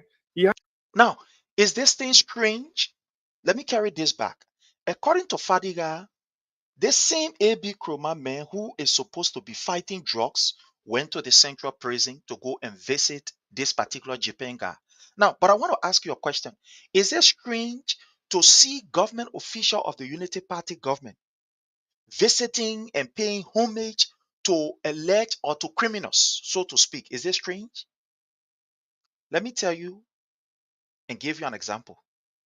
Y'all remember Madam Councillor Gloria Mususkat? And she was visited by Daniel Sando, where Daniel Sando even apologized to her. I get a video clip here. I'm not going to play that video clip because I want to focus on this. Daniel Sando went to the Moravia Central Prison and apologized to Madam Gloria Mususkat after Gloria Mususkat was incarcerated for the killing the killing of Ayiko Shalom Musu, or for whatever for Shalom Musu. At the end of the day, we saw the government sending emissary to Madam Gloria Mususkat to apologize to her.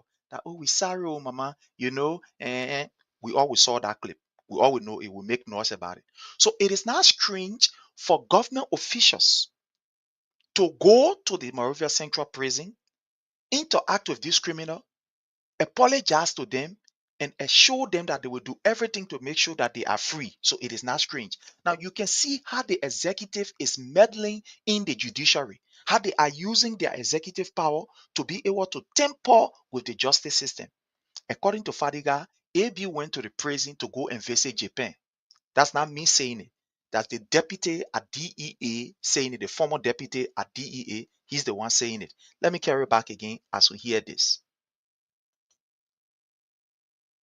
And they respected him, and they were kind of afraid of him. When I took Japan to the court, the judges and whosoever that were in the case, I warned them. I said, if they mess with the kids, I'm going to file a complaint against them to the justice minister, if possible, to the president. They didn't want any of that. They ensured that the kids were professionally handled. I sent you a video at the Moravia Central Prison when I took Japan. I, along with 3 people, when Japan handcuffs were on Japan's hand, he started to tremble and tried to look around. And I took it, even in the car he was, there were DEA agents that were compromised. And when we got to this Moravia Central Prison, when I took him there with 3-car escort, when we entered the compound, I immediately put those 3 senior the 1 senior officer on immediate stand down, and I told him to get from the place because he was a dirty cop.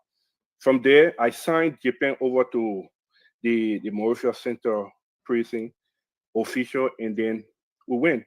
It will interest you to know that the same director of command that is celebrating this guy here, he went to the Moravia Central Prison to visit Japan. He had a conversation with Japan. He had a conversation with Japan at the Moravia Central Prison. It gets interesting with the Japan kids that this guy is celebrating. After Japan were arrested and taken into custody, in Japan house, the house was under DA control. Now, you're about to see how the government have used security agent and security apparatus to do funny things in Liberia.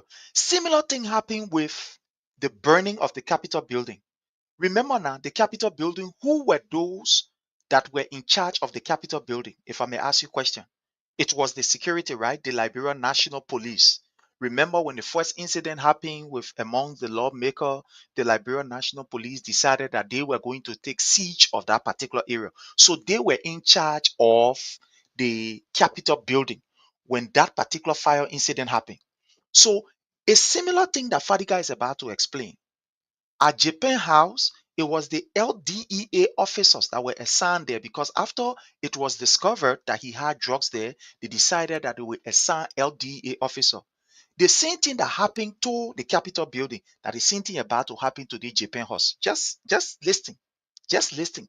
Meaning that security agencies that are there or security officers that are there, they will ensure that AB Kroma will ensure that he used these security officers to be able to ransack the guy house and take what he's supposed to take from there without any hindrance. But don't believe me, listening to Fadiga, just listening. CCTV was never found. It's still with Director Koma. They're getting this guy here.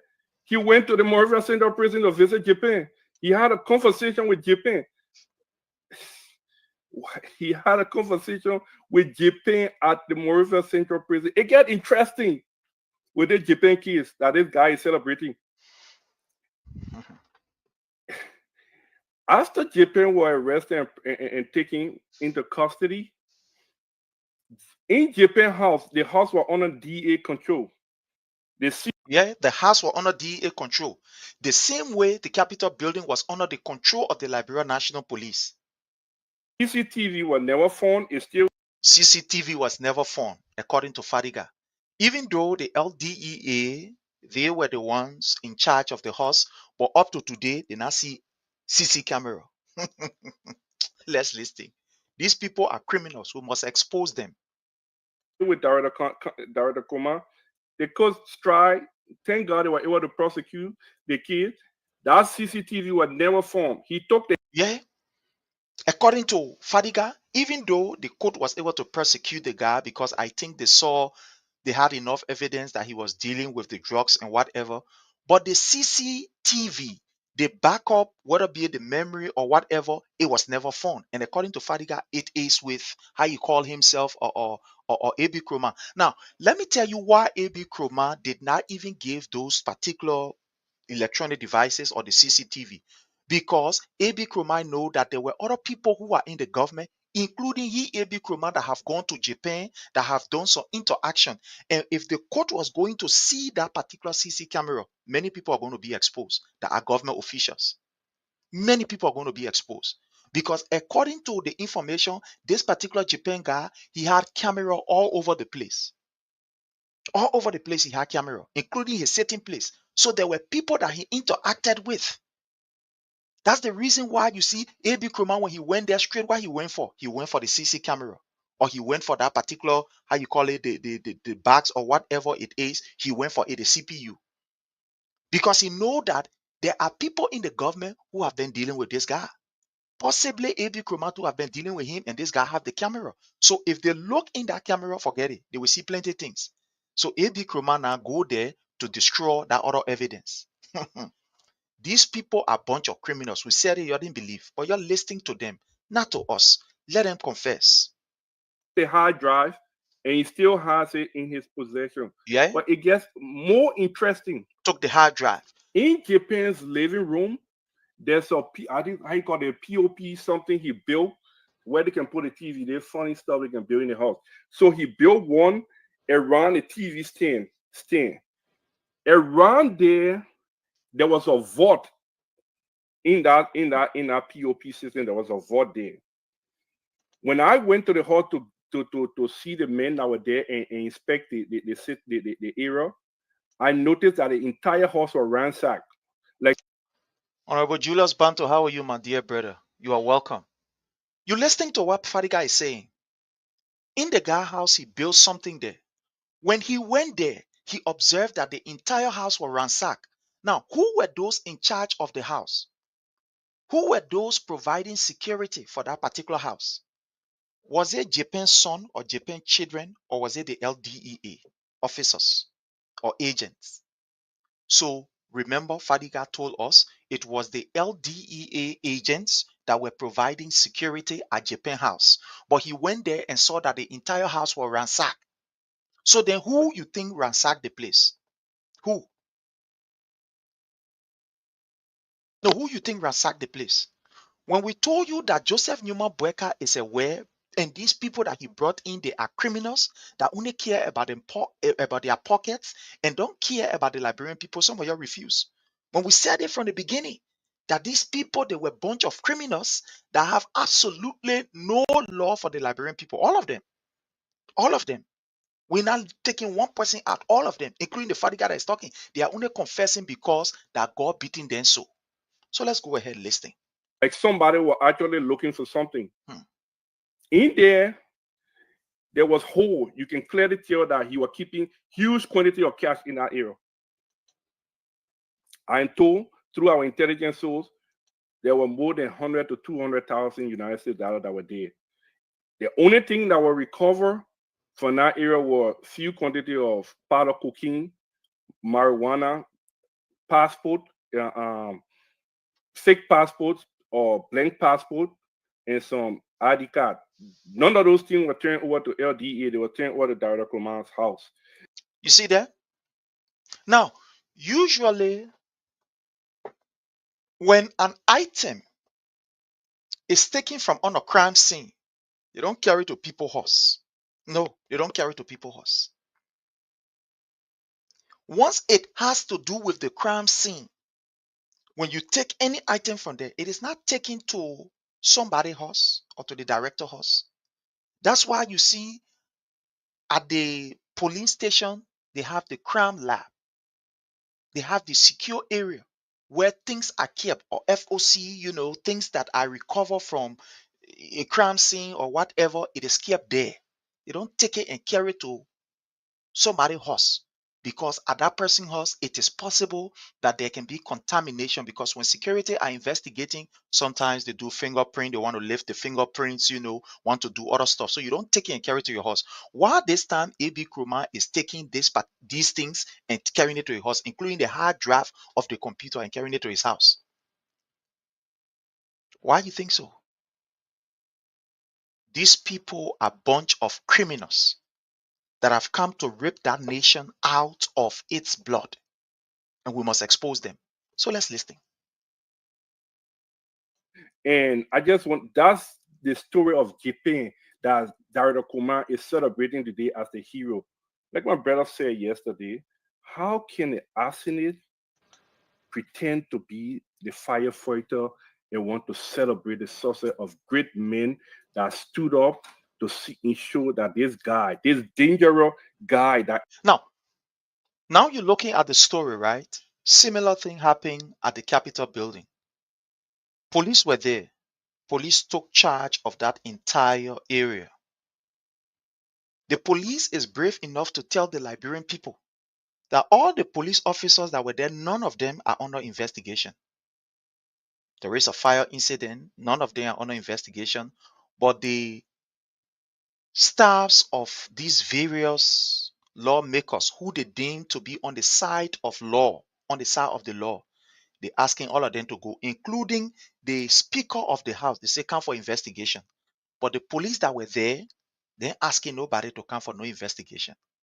Look, you see, criminal has a pattern. Now, when you are an investigator, right? You see, when you are an investigator, you study the pattern of crime. Every criminal that you see, he has his own pattern. All of them, every criminal that you see has their own pattern of committing a particular crime. People who study, about the issue of crime, or people who are investigators when it comes to crime, it is possible that they can look at certain crime and at least they can make what we call a hypothesis, a guess, and they will tell that this crime is committed. At least their guess will be about 75 to 80% correct about an individual. There are certain crimes, the way they are committed, when you look at it, you look at the crime scene and look at how it is done, you will pinpoint to at least people who are, they get their print that they the one can do that certain things. It's almost like in Liberia. Because our country is so unsophisticated and you get criminals who, are not that advanced, there are certain areas when crime is committed there, you will know who to go to straight. Like I give you an example. I was in Liberia and I parked my car. It was on Kerry Street. I parked my car right on the Kerry Street. I want to go look for something. And somebody stole my phone from my car. So when I came, I saw the car wasn't there. I know who to go to immediately. And luckily, I was able to go to the person. The guy asked me where you parked the car. I told him where I parked the car. You know what he told me? That was in 2000 and I think 2006. Yeah, 2006. No, 2007. Sorry, 2007. Was it 2007? Yeah, I think somewhere around 2007 because there's a program. Yeah, that program I had 2007. So he said, "Chi, where you park the car?" I said, "I parked my car here." He said, "Okay, Chi, you know what happened? Just give me small thing. You find a beginner small thing and come back after 3 hours." And for real, I gave him what I was supposed to give him. And after 3 hours, I went. My phone was right here. He said, "Chi, your phone here." I said, "Here's your phone." So I am saying this to mean that there are certain crimes when they are committed, especially Liberia, as unsophisticated our country is. You can look at the area and you can deduce that, "Oh, I know who I will go to. The person will provide this thing. I know he will know somebody who's here." Because the criminals, especially in Liberia, are almost like they know themselves. Even in real life, certain place people will jack things from you in real life. You go to the man, they will tell you, say, "Chi, I know the person." They will tell you, say, "Jack, find something for us, go come, I will find it for you." And they will find it. So I am saying all these things to mean that these people, they have their own traits, this criminal, the way they behave. You can easily deduce what they want to do, who did it, and you can make a scientific guess. So with all these things that are going on, you want to tell me Joseph Numa Boakai is not aware of these things? So they took the evidence, trying to destroy evidence. A.B. Kroma and his crook and his gang. But let's listen. It's getting interesting. Introduce pause into this country to fake passports or blank passport and some ID card. None of those things were turned over to LDA. They were turned over to Director Command's house. And I just want, that's the story of Japan that Director Command is celebrating today as the hero. Like my brother said yesterday, how can the arsonist pretend to be the firefighter and want to celebrate the success of great men that stood up to ensure that this guy, this dangerous guy that introduced pause into this country to celebrate that? You see, a reminder of the Liberia National Police. How can the Liberia National Police, that even supposed to be under investigation, but an independent investigation team, be the one making fire sale report, be the one investigating people? You see how the whole country is just upside down? The police supposed to be under investigation for that particular act that happened at the Capitol building, because at certain point in time, it was the entire police that took siege of the area. How come police are not being investigated? What happened to the Capitol security? Why are they not investigated? We saw the police giving report. You know, one of the most disgraceful thing, right? Sometimes when I look at my country, it make me to feel so bad. And I want to say our deepest condolences to those who lost their life in the plane crash in PA, East PA, in Philadelphia. There was a plane crash, a medical plane crash with, I think the army plane, and stay unconfirmed about the number of persons. That 6 person was involved in that plane crash. So let's pray for the family member. Let's pray for PA. They are experiencing that. I watched the show. I watched the news. The National Transport Authority was there to give their own report. The mayor of the city was there to give her own report. The police were there to give their own report. Fire service, the guy had a well-coordinated press conference where all of these people who are involved in the investigation, they came, they gave at least a preliminary, what we call, or kind of, briefing on what happened. A coordinated effort by everybody. Police were there, the fire service were there, the National Aviation Authority, they were there. All of those who are involved into it, they were there to brief the people. A fire incident happened in Liberia at the Capitol building. We didn't hear one statement from the head of the Capitol building security guard. One statement we did not hear from them. One statement we did not hear from them. We did not even hear a correct statement from any fire expert. There was no fire expert giving any professional, report down there. But we did not hear. We did not hear anything sound from even the fire service department before even talking about the fire expert that they will bring. But the person who was reporting was one Gregory Como, the fire black. So therefore, it's an arson attack. What a disgrace to policing. What a disgrace to policing. Just similar thing. So at Japan House, A.B. Kroma collected all of the evidence. DA officers that should even be questioned or that should be investigated. Nobody was investigated. But let's go ahead.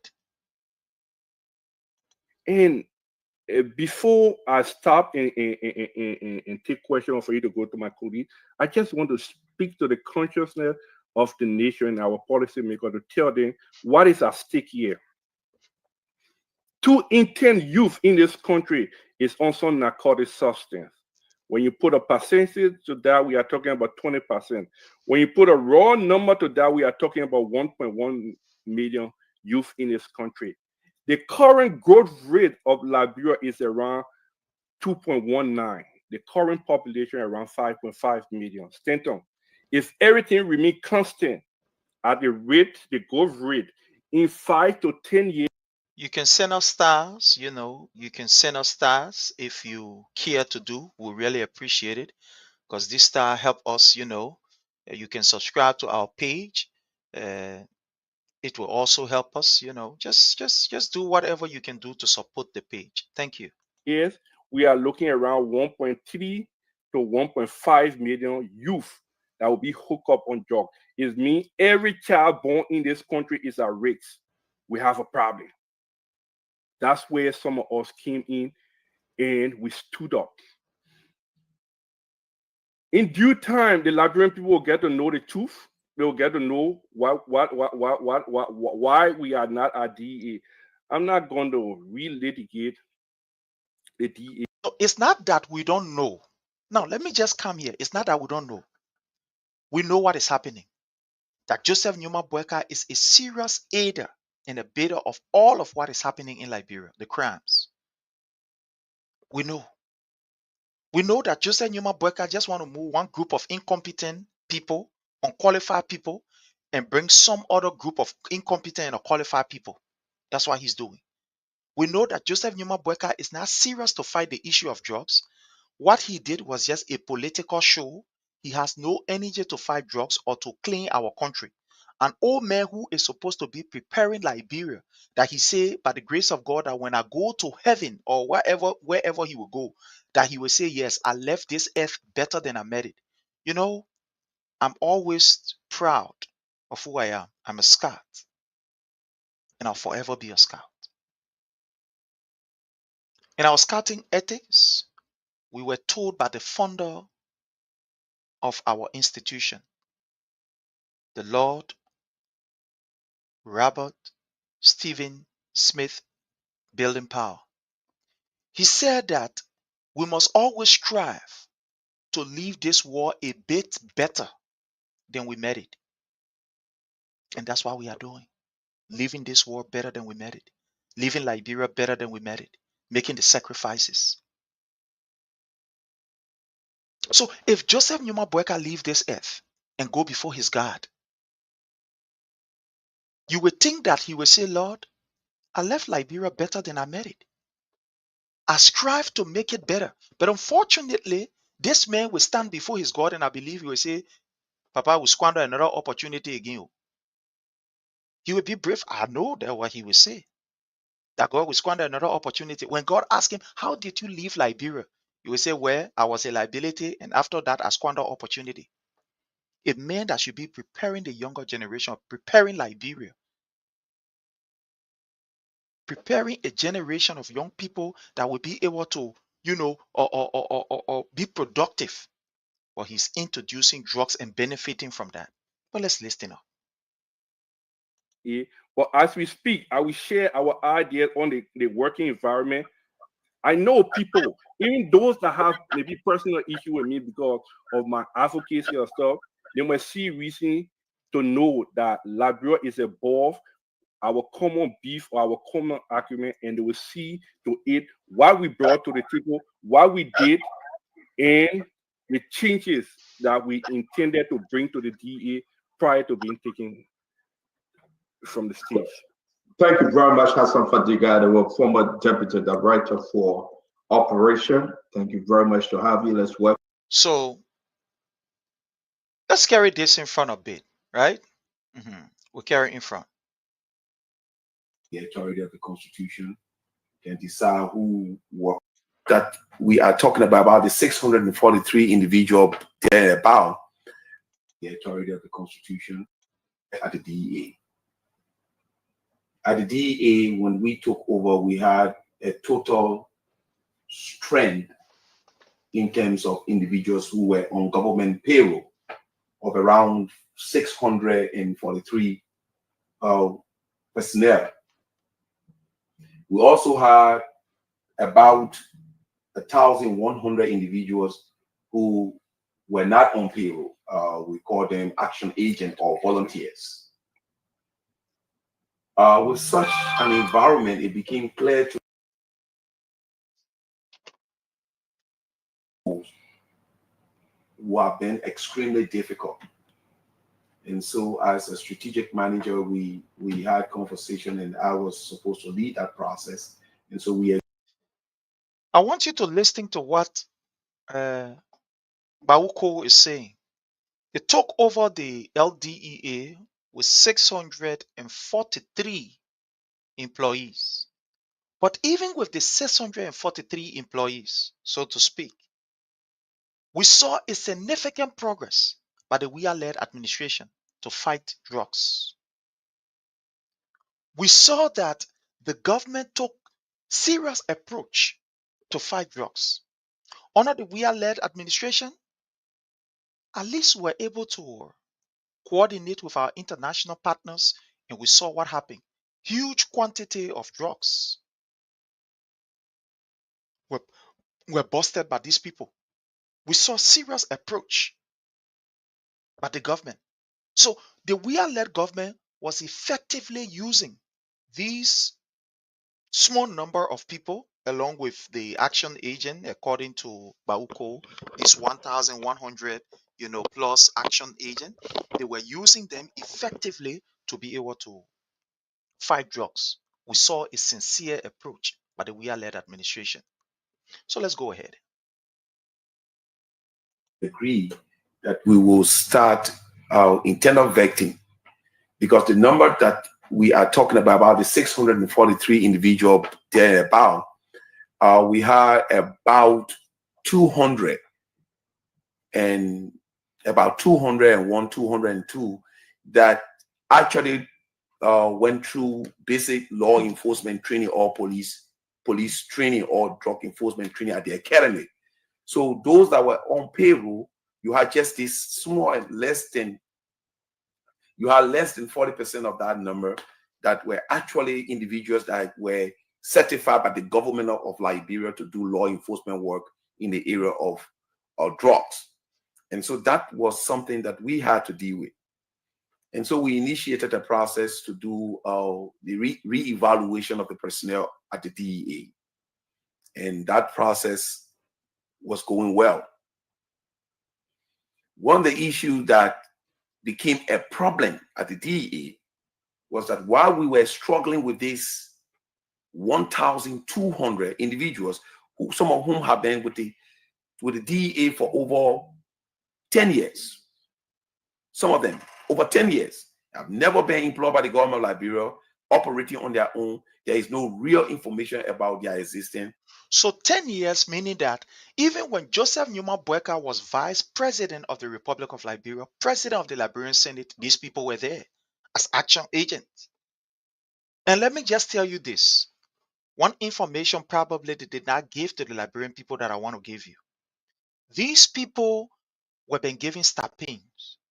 Now, usually what happened is that because of the challenges that were being faced in that area, what I know that the Weah-led administration did, they have earmarked those action agents that were there almost like providing services, but like they were not on payroll, like they were volunteers. Most of the time when there is enough funding for recruitment, they don't take people from OSA. These action agents that are already in the system, they just recruit them from in the system to come in. So for example, they want to recruit, let's say about maybe 100 or 200 person to join the manpower of the LDA to beef them up. So they will take people from the action agent. The first people that will be given priority are those action agents that are already more like in the system, and then you will just go through and then bam, they bring you on board. So they were receiving something, were not just volunteer to say where they're receiving absolutely nothing at the can. No. Under the Weah-led administration, what I know is that these people, they start to give them at least some kind of stipend or so. So let's go ahead. Then we started seeing an increase of the action agents. Yeah, there was an increase of the action agent. Listen, I told you that A.B. Kroma is a notorious figure who actually is working for Joseph Numa Boakai, and all the deeds that he caught, Joseph Numa Boakai get his own court. Joseph Numa Boakai's son, who owned a very popular drugs area by Joseph Numa Boakai house, that place at ghetto. Don't call that place club. That place is a ghetto. That Tatan is running down there, that ghetto. So he said drugs there, people go there. So, the man working with Tatan and working with Tatan's father. So whatever court he gets, he makes sure Tatan get his own. Papi also get his own. Then he said he get his own. So let's go ahead and see what happened here. So by the end of April 2024, we had, in addition to the 1,200 that we had, we were now being told, based on the stats that we were receiving from the Leeward and other parts of the country in the central region, we had additional 1,590 personnel added to the 1,200 individuals who were not on payroll. The 643 was still being maintained, but then we had this 1,590 added to an already threatening 1,200. A.B. Kroma comes knowing the challenges that is there. The people who say they know too much, they can change the system, they can make things to work, they have come to fight drugs. Instead of trying to see how best he can include this 1,000 whatever amount to the 1,600s to ensure that at least these people are included, they are trained and they are taking their money, he can't to do his own thing.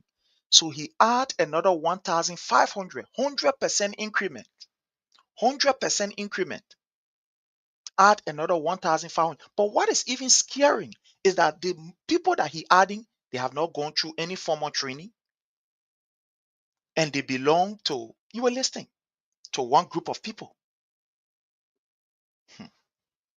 A.B. Kroma, Joseph Newman Boakai, and his people, they are serious criminals. For us, we realize that could have placed us in a very dangerous position.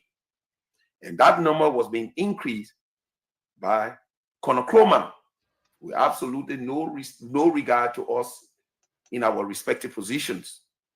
When we raised those issues, Conocroman presented a picture that he has been placed on a huge political pressure to hire individuals who were assisting during the campaign period.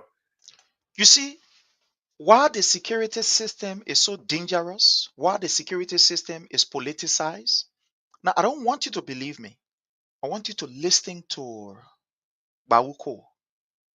According to A.B. Kroma, he said he was being pressured by those politicians, include our people, give them job. You see why Gregor Como is behaving like a stupid idiot and forgetting about his security ethics and acting like a politician? Now you're seeing why, right? According to Bauko, A.B. Kroma was being told by this politician, include our people. You got to include our people. So these people were not brought on board on the basis of the real security needs of the country, but they were brought on board because politicians wanted them to go there. That's why you see all of these people are behaving in a way that they want to please Joseph Newman Boakai and his political stooge or his political gangsters. Because when you are there because of a politician, when you go there, you must do things to please the politician, right? So you see there.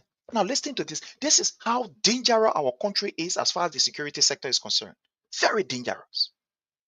Because when politicians now start to influence the security sector, guess what?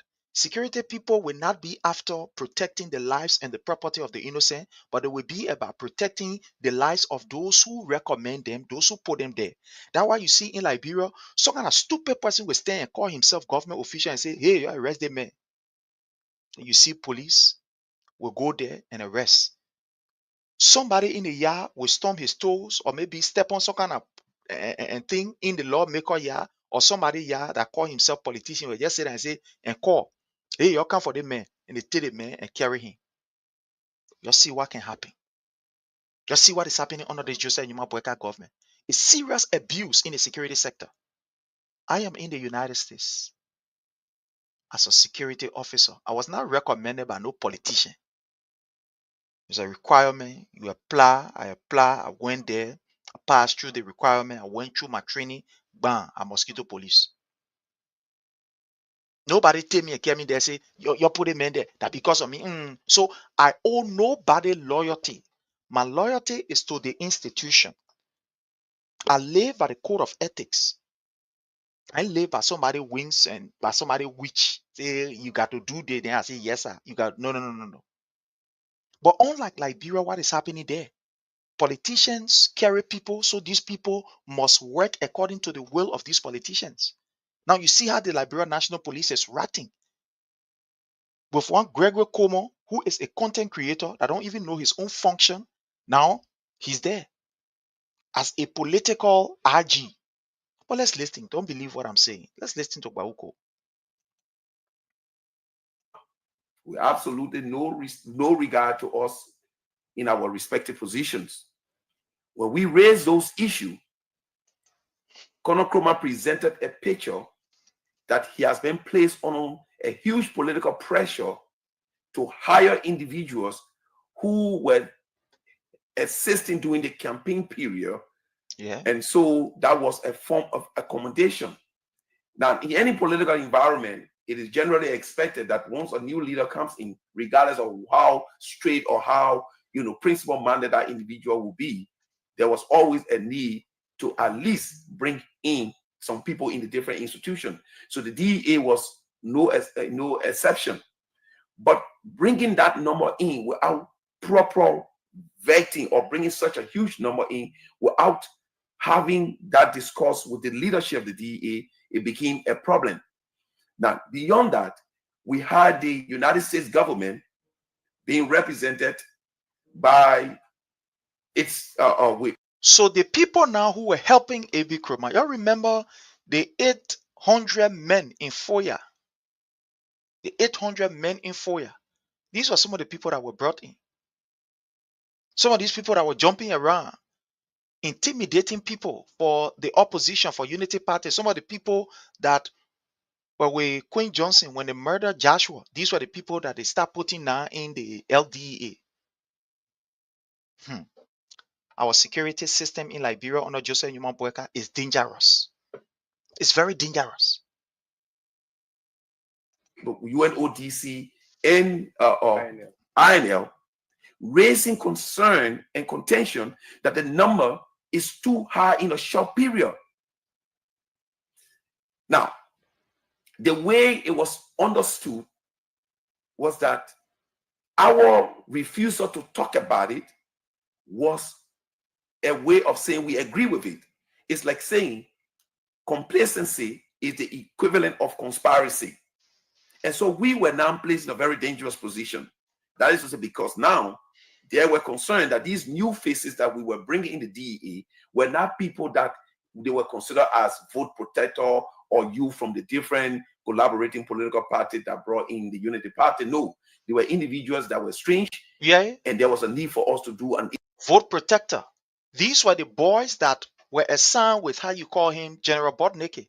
We told you from the beginning, Bodneke is an NSA man who they use to carry on some of these, atrocity around here. You see what is happening? So according to Bauko, the people that A.B. Nkrumah brought in are the people who they say vote protector, they vote there. So they just took them and put them in this. You see why 2029 will be very, very, very, very tense? I want to say this to you. You see why 2029 will be tense? Because the security people that are there, they are not there in order to do their security work. 2029, a direct instruction will be given to these people to intimidate people, and we will be there. You will intimidate until you will intimidate no more, because we will go prepare for you. We will go prepare for you. You see what? 2029 will be one of the most tense elections in Liberia, and we are prepared and ready for that election. Because these people are incorporated in the security sector to intimidate people. Already they are not professional. They went there to please their political leaders. When President Weah took over, they did not take people from different places, vote protection, and let carry them. They were recruited on a professional basis.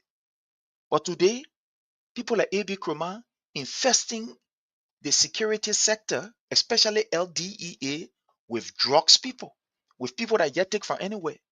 Now you see why under Joseph Newman Boakai, now 4 different drugs have been introduced. Under less than 2 years, 4 different drugs. So imagine what we're into. The same way the old man is unserious. He doesn't care about himself. That the same way he doesn't care about the Liberian people. This man served as vice president for 12 years. Only to tell us that he credited money from bank. To tell us that he'll been living on loan. But let's go ahead. Let's listen to Bau. Independent investigation as to where these people were coming from. We were being accused at the time of engaging in clandestine operation outside of the mandate of the government of Liberia. And so when we approached our boss and say, look, this is what foreign intelligence are bringing to our attention. What's going on? The only answer you provided was, look, I've had a conversation with the National Security Council and it's been approved and blah, blah, blah. And that's it. Well, for us, I'm a manager. If the National Security approves such strategy, at least somebody from the National Security will have a conversation with us so that we don't raise unnecessary objection. And so we raise our concern with members of the National Security Council and even senators of what was happening within the DEA, because we didn't want at the end of the day somebody come out. I want you all to hear this. He said they raised these issues with members of the National Security Agency. They also raised the issue with some of the lawmakers. I want you all to listen. I'll carry back small and you're listening. Maybe you don't get it. Now, to tell you that these people are also benefiting from this drugs deal, some of them. Listen, let's carry back small. Okay. Look, this is what foreign intelligence are bringing to our attention. What's going on? The only answer you provided was, look, I've had a conversation with the National Security Council and it's been approved and blah, blah, blah. And that's it. Well, for us, I'm a manager. If the National Security approves such strategy, at least somebody from the National Security will have a conversation with us so that we don't raise unnecessary objection. Kofi Wood is the advisor to the president on national security. You know, it beats my imagination to see people who yesterday said they were defenders of the law. They were defenders of what is right. Today, that they are the ones that are breaking all of the laws and disrespecting all of the laws. So what is Kofi Wood doing? The man who say he's a human rights lawyer, blah, blah, blah, and stuff like that. Under their administration, torture now has been introduced in Liberia. They are not torturing people. The police is just doing what she's doing. So according to Bauko, AV Chromatoin, the people then were responsible for national security. I already talked to them. The people agree already, and we good. You see why 2029 will be some kind of year that we must get prepared and confront this tyrant in Joseph Numa Boakai and his gangster? Because they will order their people to intimidate us. But oh, we are ready for that intimidation. Let's listen. And so we raise our concern with members of the National Security Council and even senators of what was happening within the DEA, because we didn't want at the end of the yeah, they raised their concern with senators. They raised their concern with the national security apparatus. What did they do? Listen. Day somebody come out at some international level, maybe the Americans or the Europeans, and say, oh, you are the criminals, you are the one that were recruiting criminals and gangsters and thugs, and so you were undermining the stability of Liberia. So we wanted to be sure that this was something that the government of Liberia or people at the strategic level of government were fully aware of. Now, I will say this: what transpired at the DEA was unfortunate. And individually, and even myself, I will not say that I did not do anything wrong. No, that would be unfair. So I take responsibility of my role. But I will put the blame squarely, not just on Konochroma, but people at the strategic level of government who the matter was brought to their attention and they deliberately refused to act. You hear what he's saying? Because these are the people that are benefiting from this drugs deal. According to Bauko, yes, the incident that happened at the LDA was unfortunate, but they took the issue to people who call themselves rescue senators, people who call themselves rescue representatives, people who call themselves security advisor to the president, people who say they are around the president. They took the matters to them and said, this is what is happening. And these people refuse to take any action. You see why these people not care for the Liberian people? Because they are benefiting from this drug game. That's why it means.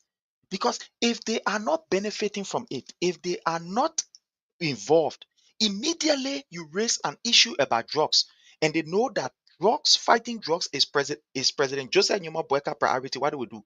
They will run immediately to make sure the problem is solved. And then so, because Joseph Numa Boakai said he was fighting drugs, he wanted to take drugs tests. If Joseph Numa Boakai was serious, and these people carry the case to these people who are close to Joseph Numa Boakai and say, this is what we see you. There are strange people coming in here, and we believe that this thing will undermine the fight of drugs. What they will do, they will immediately jump into action. But why you think they didn't jump into action? Because they know Joseph Numa Boakai also is benefiting from the whole drugs business. They know that they themselves, they are benefiting from the whole drugs business. So they just leave it as it is. You see why we told you that the Liberian people, the Liberian people, that Joseph Numa Boakai against us, don't care for you. If Joseph Numa Boakai really care and they really want to fight the issue of drugs in our society, they will jump straight into action. But they use that as a political campaign to win your vote. Now, time to take action, all of them sit back. Nobody get time. So Bauko is blaming these people, and that's true. He is right to blame them. But again, the people are benefiting. Why you think in less than no time, 4 different drugs has been introduced on a Joseph Numa Boakai watch? Listen. Because this is the Liberian scenario. Everybody keep quiet. Everybody says nothing. And then when you have a disaster, when you have a calamity, and then people then start pointing finger. This discussion was elevated even at the level of the Liberian Senate, that we were having some crisis in the DEA, and there were uncontrollable recruitment going on, and we were not. It was important for us to have Colonel Krumah brought in so that he explained the methodology and the rationale, so that when I tell you people that some of these people that you call lawmakers, they don't care about you. They only care about themselves. You see what is happening? According to Bawuko, they even elevated the complaint all the way to the Liberian Senate. And these people supposed to be our lawmakers? Aren't they the one that's supposed to defend us? Aren't they the one that's supposed to ensure that we are taken seriously? According to Bawuko, they went to the senators to go lay the complaint. The people who call themselves rescue senators, the people who are your representation, the people's representative, they carry the case to them. They sit down, they fold their arms because these people, one way or the other, some of them are seriously benefiting from the drugs thing. Seriously benefiting from it. So they get time for you, the Liberian people. Anything that is supposed to protect your interests, anything that is supposed to protect you, that is supposed to develop you, these people ain't get time for it, but they get time for themselves. Majority black, they carry the complaint to them and say they think you're causing problem. They say no, the Liberian people, you're leading, who care about ourselves. According to Bauko, he took the complaint to them. They didn't even listen. They didn't even talk about it. So Joseph Numa Boakai and his gangster, they all rebel and his gangster. They didn't get time for you, the Liberian people. They use you and take your vote. You see them passing around. We'll rescue Senator, we'll rescue this, we'll rescue that. But Liberians, y'all will learn the hard way. Let's listen. the government, everyone can be on path. That effort failed miserably. Nobody, and I will say this, nobody within the circle of the president made any effort to bring that to the attention of His Excellency. I want you to listen. So we're all on our own. Why are this? Nobody in the cycle of His Excellency. Who told you they don't know? Look, the people did not take it serious because they know Joseph Numa Boakai is benefiting from it. They know his son is also a beneficiary of some of the drugs thing that is going on.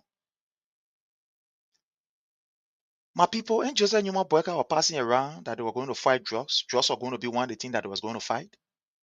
And he was passing around saying it.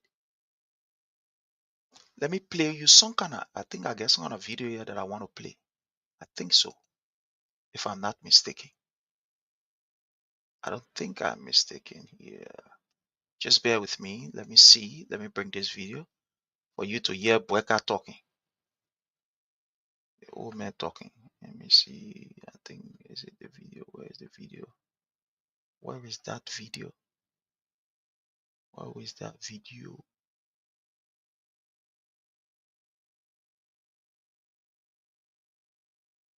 Is it this video?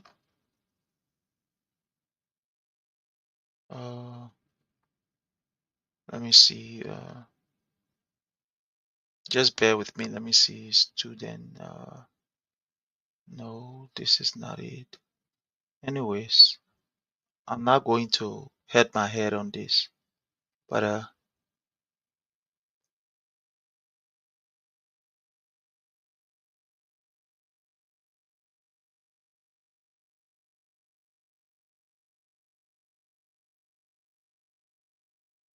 Okay, it's on the other side. It's on the other side. Anyways, I don't want to chakla anything here. Yeah. But Joseph Numa Boakai is benefiting. So therefore, the people who are around him, if Joseph Numa Boakai was really serious to fight drugs, as soon as these people hear about drugs, they will ensure that no, this is Joseph Numa Boakai's first agenda, that he said he will fight drugs, will jump into action. But they did not jump into action because they know that Boakai just schemed on the Liberian people. He just lied to us, deceived us, used us, and took our votes. He didn't get time. So the people around him, they didn't give a hang about whatever that happened. Listen to Bauko, not to me, because when I thought people say, oh, he lying. Listen to him. No, that would be unfair. So I take responsibility of my role, but I will put the blame squarely, not just on Konochroma, but people at the strategic level of government who the matter was brought to their attention and they deliberately refused to act. They deliberately refuse to act. It means that they willfully, they intentionally refuse to act. Let's go ahead. Because this is the Liberian scenario. Everybody keep quiet. Everybody says nothing. And then when you have a disaster, when you have a calamity, and then people then start pointing finger. This discussion was elevated even at the level of the Liberian Senate. Yeah. They talk it at the Liberian Senate. The people who are supposed to be serious, knowing that drugs is destroying our society, they didn't take it serious. Then they elevated it according to Bauko. They took the issue to the president himself, to his cycle. The people that there say, he ain't get time. Why would they get time when Joseph Numa Boakai himself is benefiting? When he is benefiting from the issue of drugs, when he receiving a lay court, why would he care about fighting drugs? No, he will not care. Now go ahead.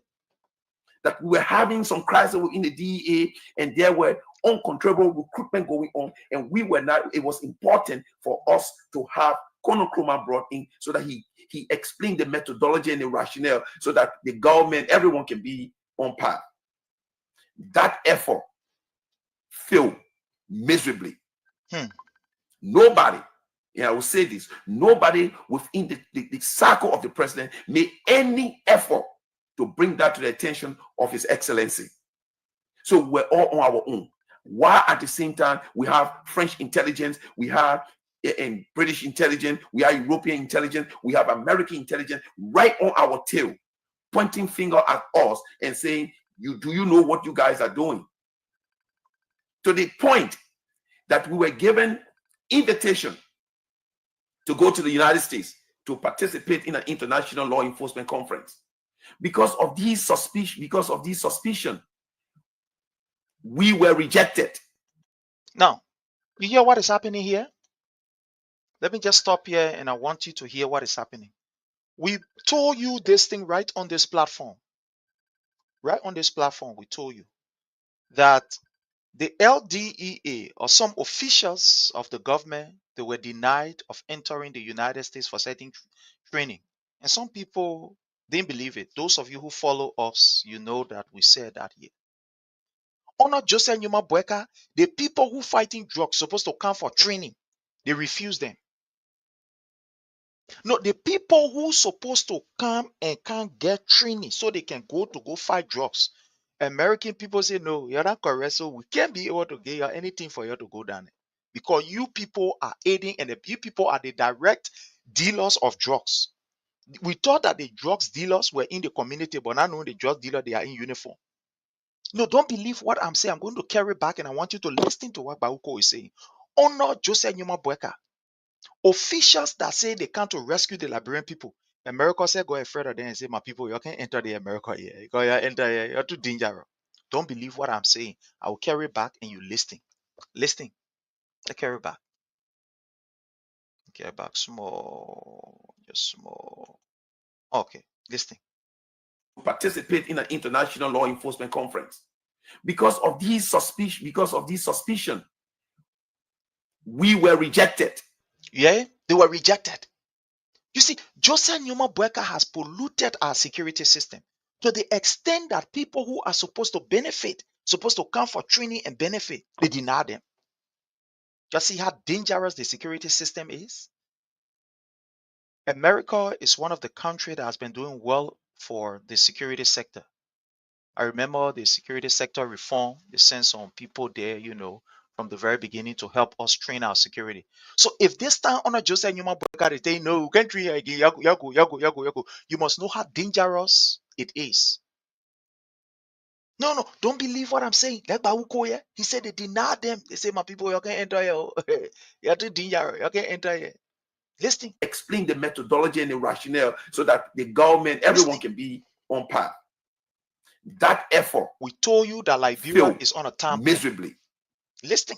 Nobody, I will say this, nobody within the circle of the president made any effort to bring that to the attention of His Excellency.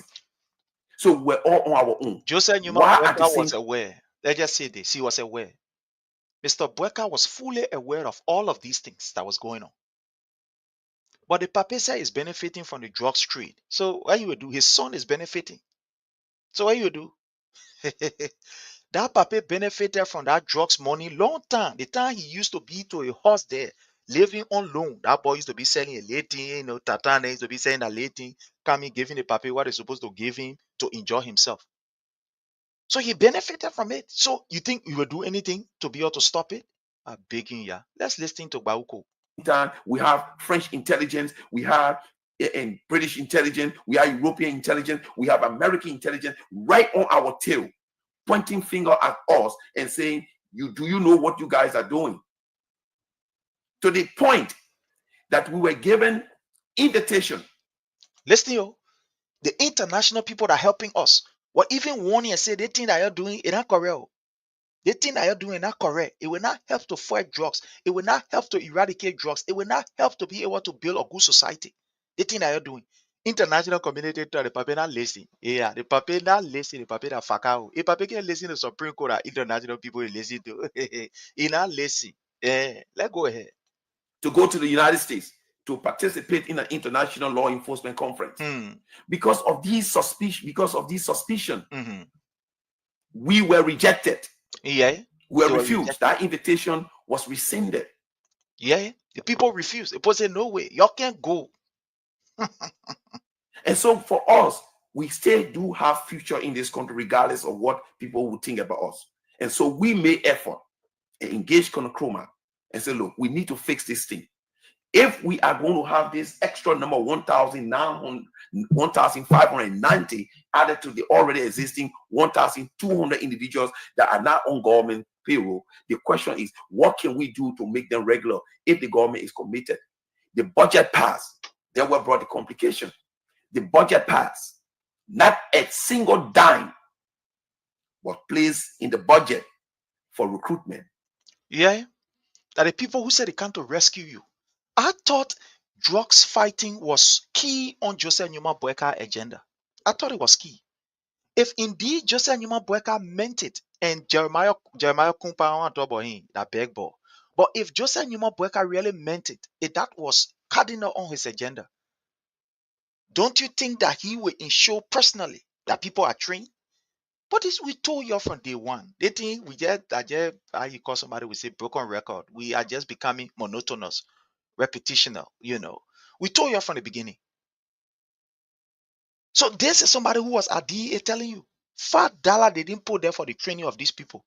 Then you say they owe men serious to fight drugs. They men who benefited from drugs all the time. You say he's serious to fight drugs.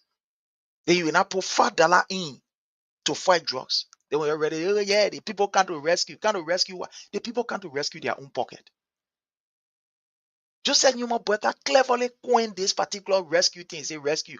They come to rescue themselves. Patrick Horner come to rescue himself. All of these people you see there around, they've come to rescue themselves, not the Liberian people. Don't be deceived.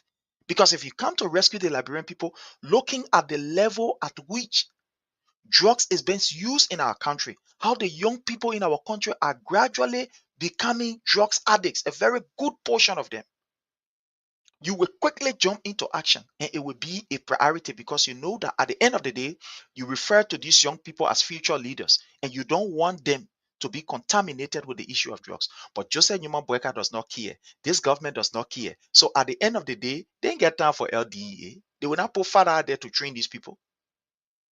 That thing was just a charade. That papa just go take drug. If I even take drug there because you test that man good, you know, he even take drug. You just scan some kind of way and say, hey, oh man, you free of drugs.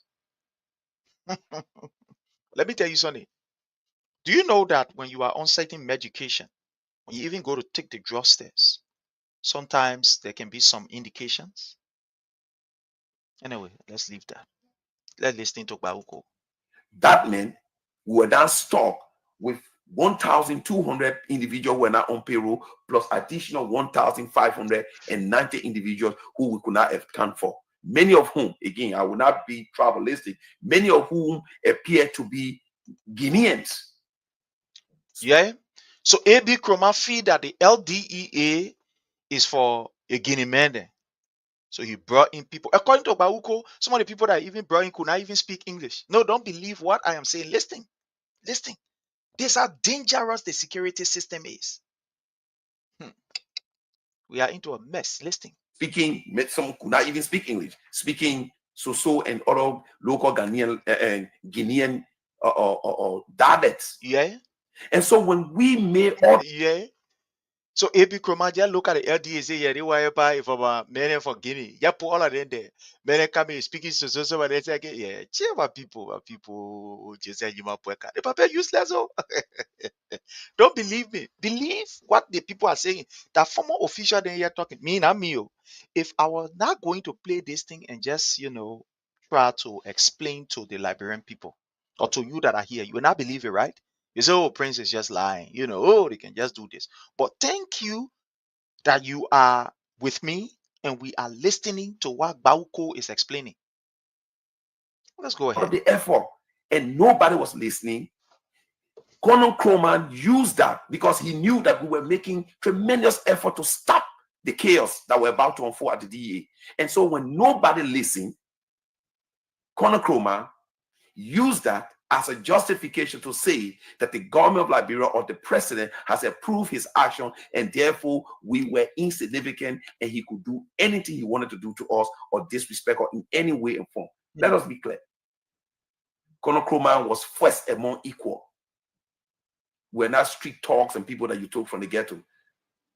Professionals, more than 20 years of experience in law enforcement, very powerful academic credentials and experience. And so now that we were not able to break through to get to the president, Colonel Kroma used that as the leverage to now try to bring us down. So I will go straight to the incident in June 3rd incident.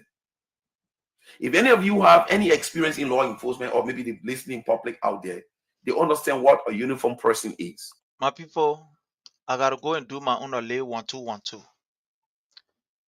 We all listen keenly to these people.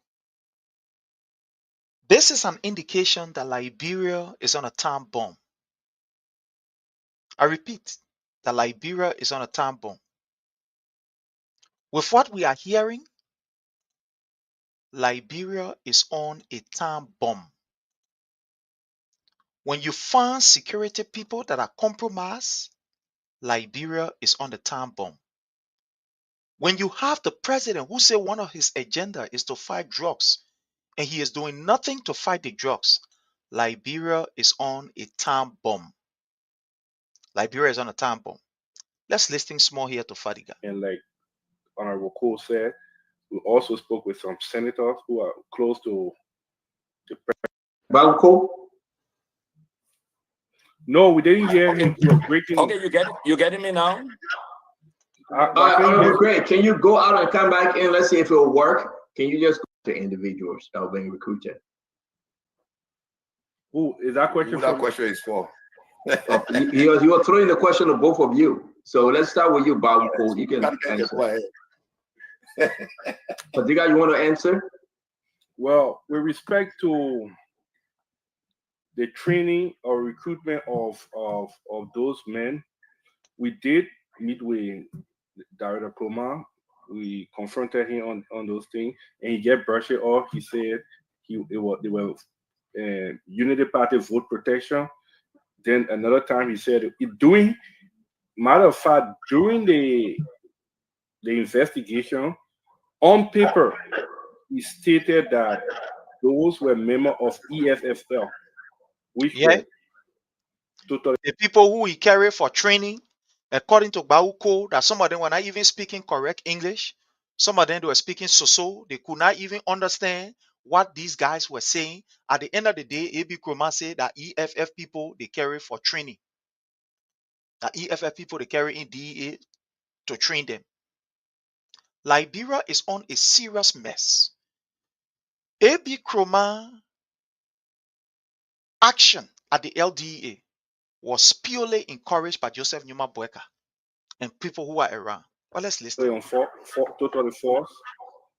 And to answer your question, we did meet with a lot of people, stakeholders within the government, and like Honorable Cole said, we also spoke with some senators who are close to the president, and we did share our concern with them. All right, so yeah, let me add to that, Stanton. So we make it clarity as we move forward. I only spent 8 days with my family in the Guinea. Okay, some of these individuals were locals. Some of them appear to be Guinean because the language barrier, but some of them were also people, young men and women from across Liberia. However, you take Guineans and bring them in. There was an operation that was carried on in Liberia, and I want to show you a video. I'm not going to discuss it now, but there was something that happened in Liberia, and there were foreign troops, especially from Guinea, that carry on that act. I want to show you a video here, and I'm not going to talk much on this, but I want to show you a video here. I want to show you a video here. I want to show you a video. I want to show you a video right here.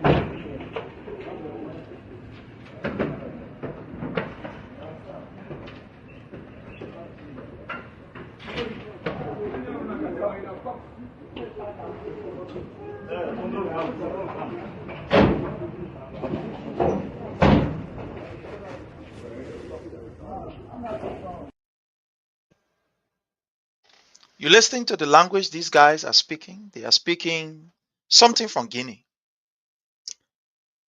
This video, I will one day tell you about it if I have the time. I want to play this video again. All of the people that you see down there, they are Guineans, Guinean soldiers. They're from Guinea. They came for something in Liberia. They were fully armed. They came armed in Liberia. I will play the video again. You listening? You will hear them speaking out of Soso or something. You will hear them speaking.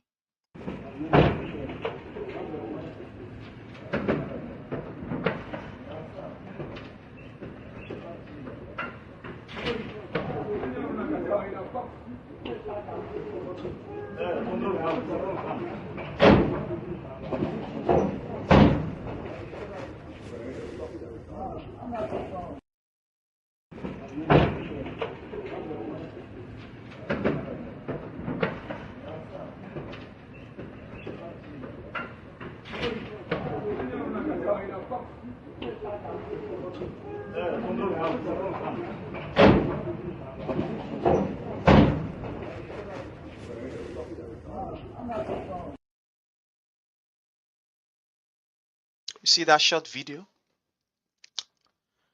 We need to be very careful.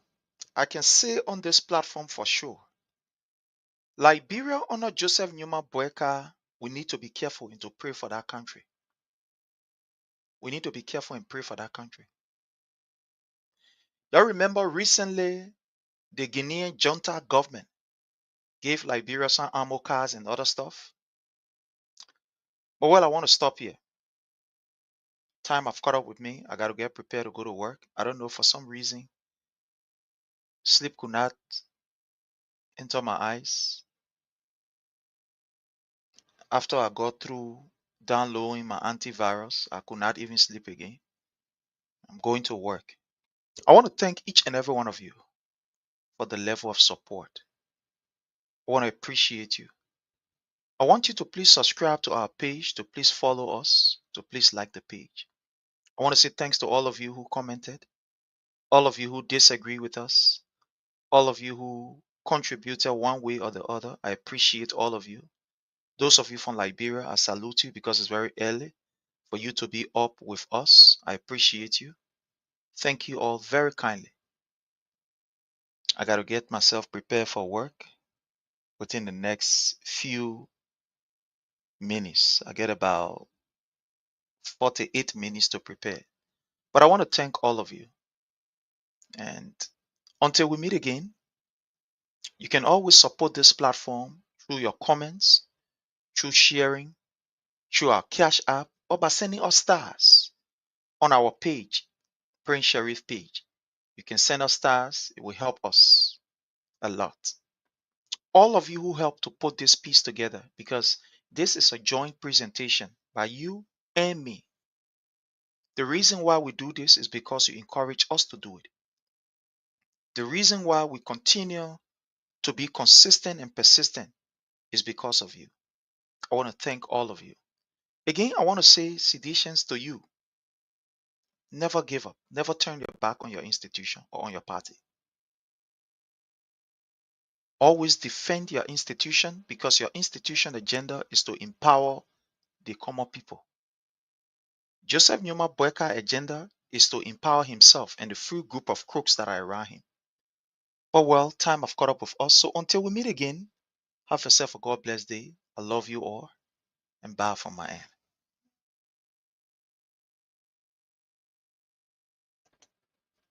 We want to encourage those who want to remain corrupt and steal money, that I beg them. The money should be used to bless our people. Thank you, and God bless.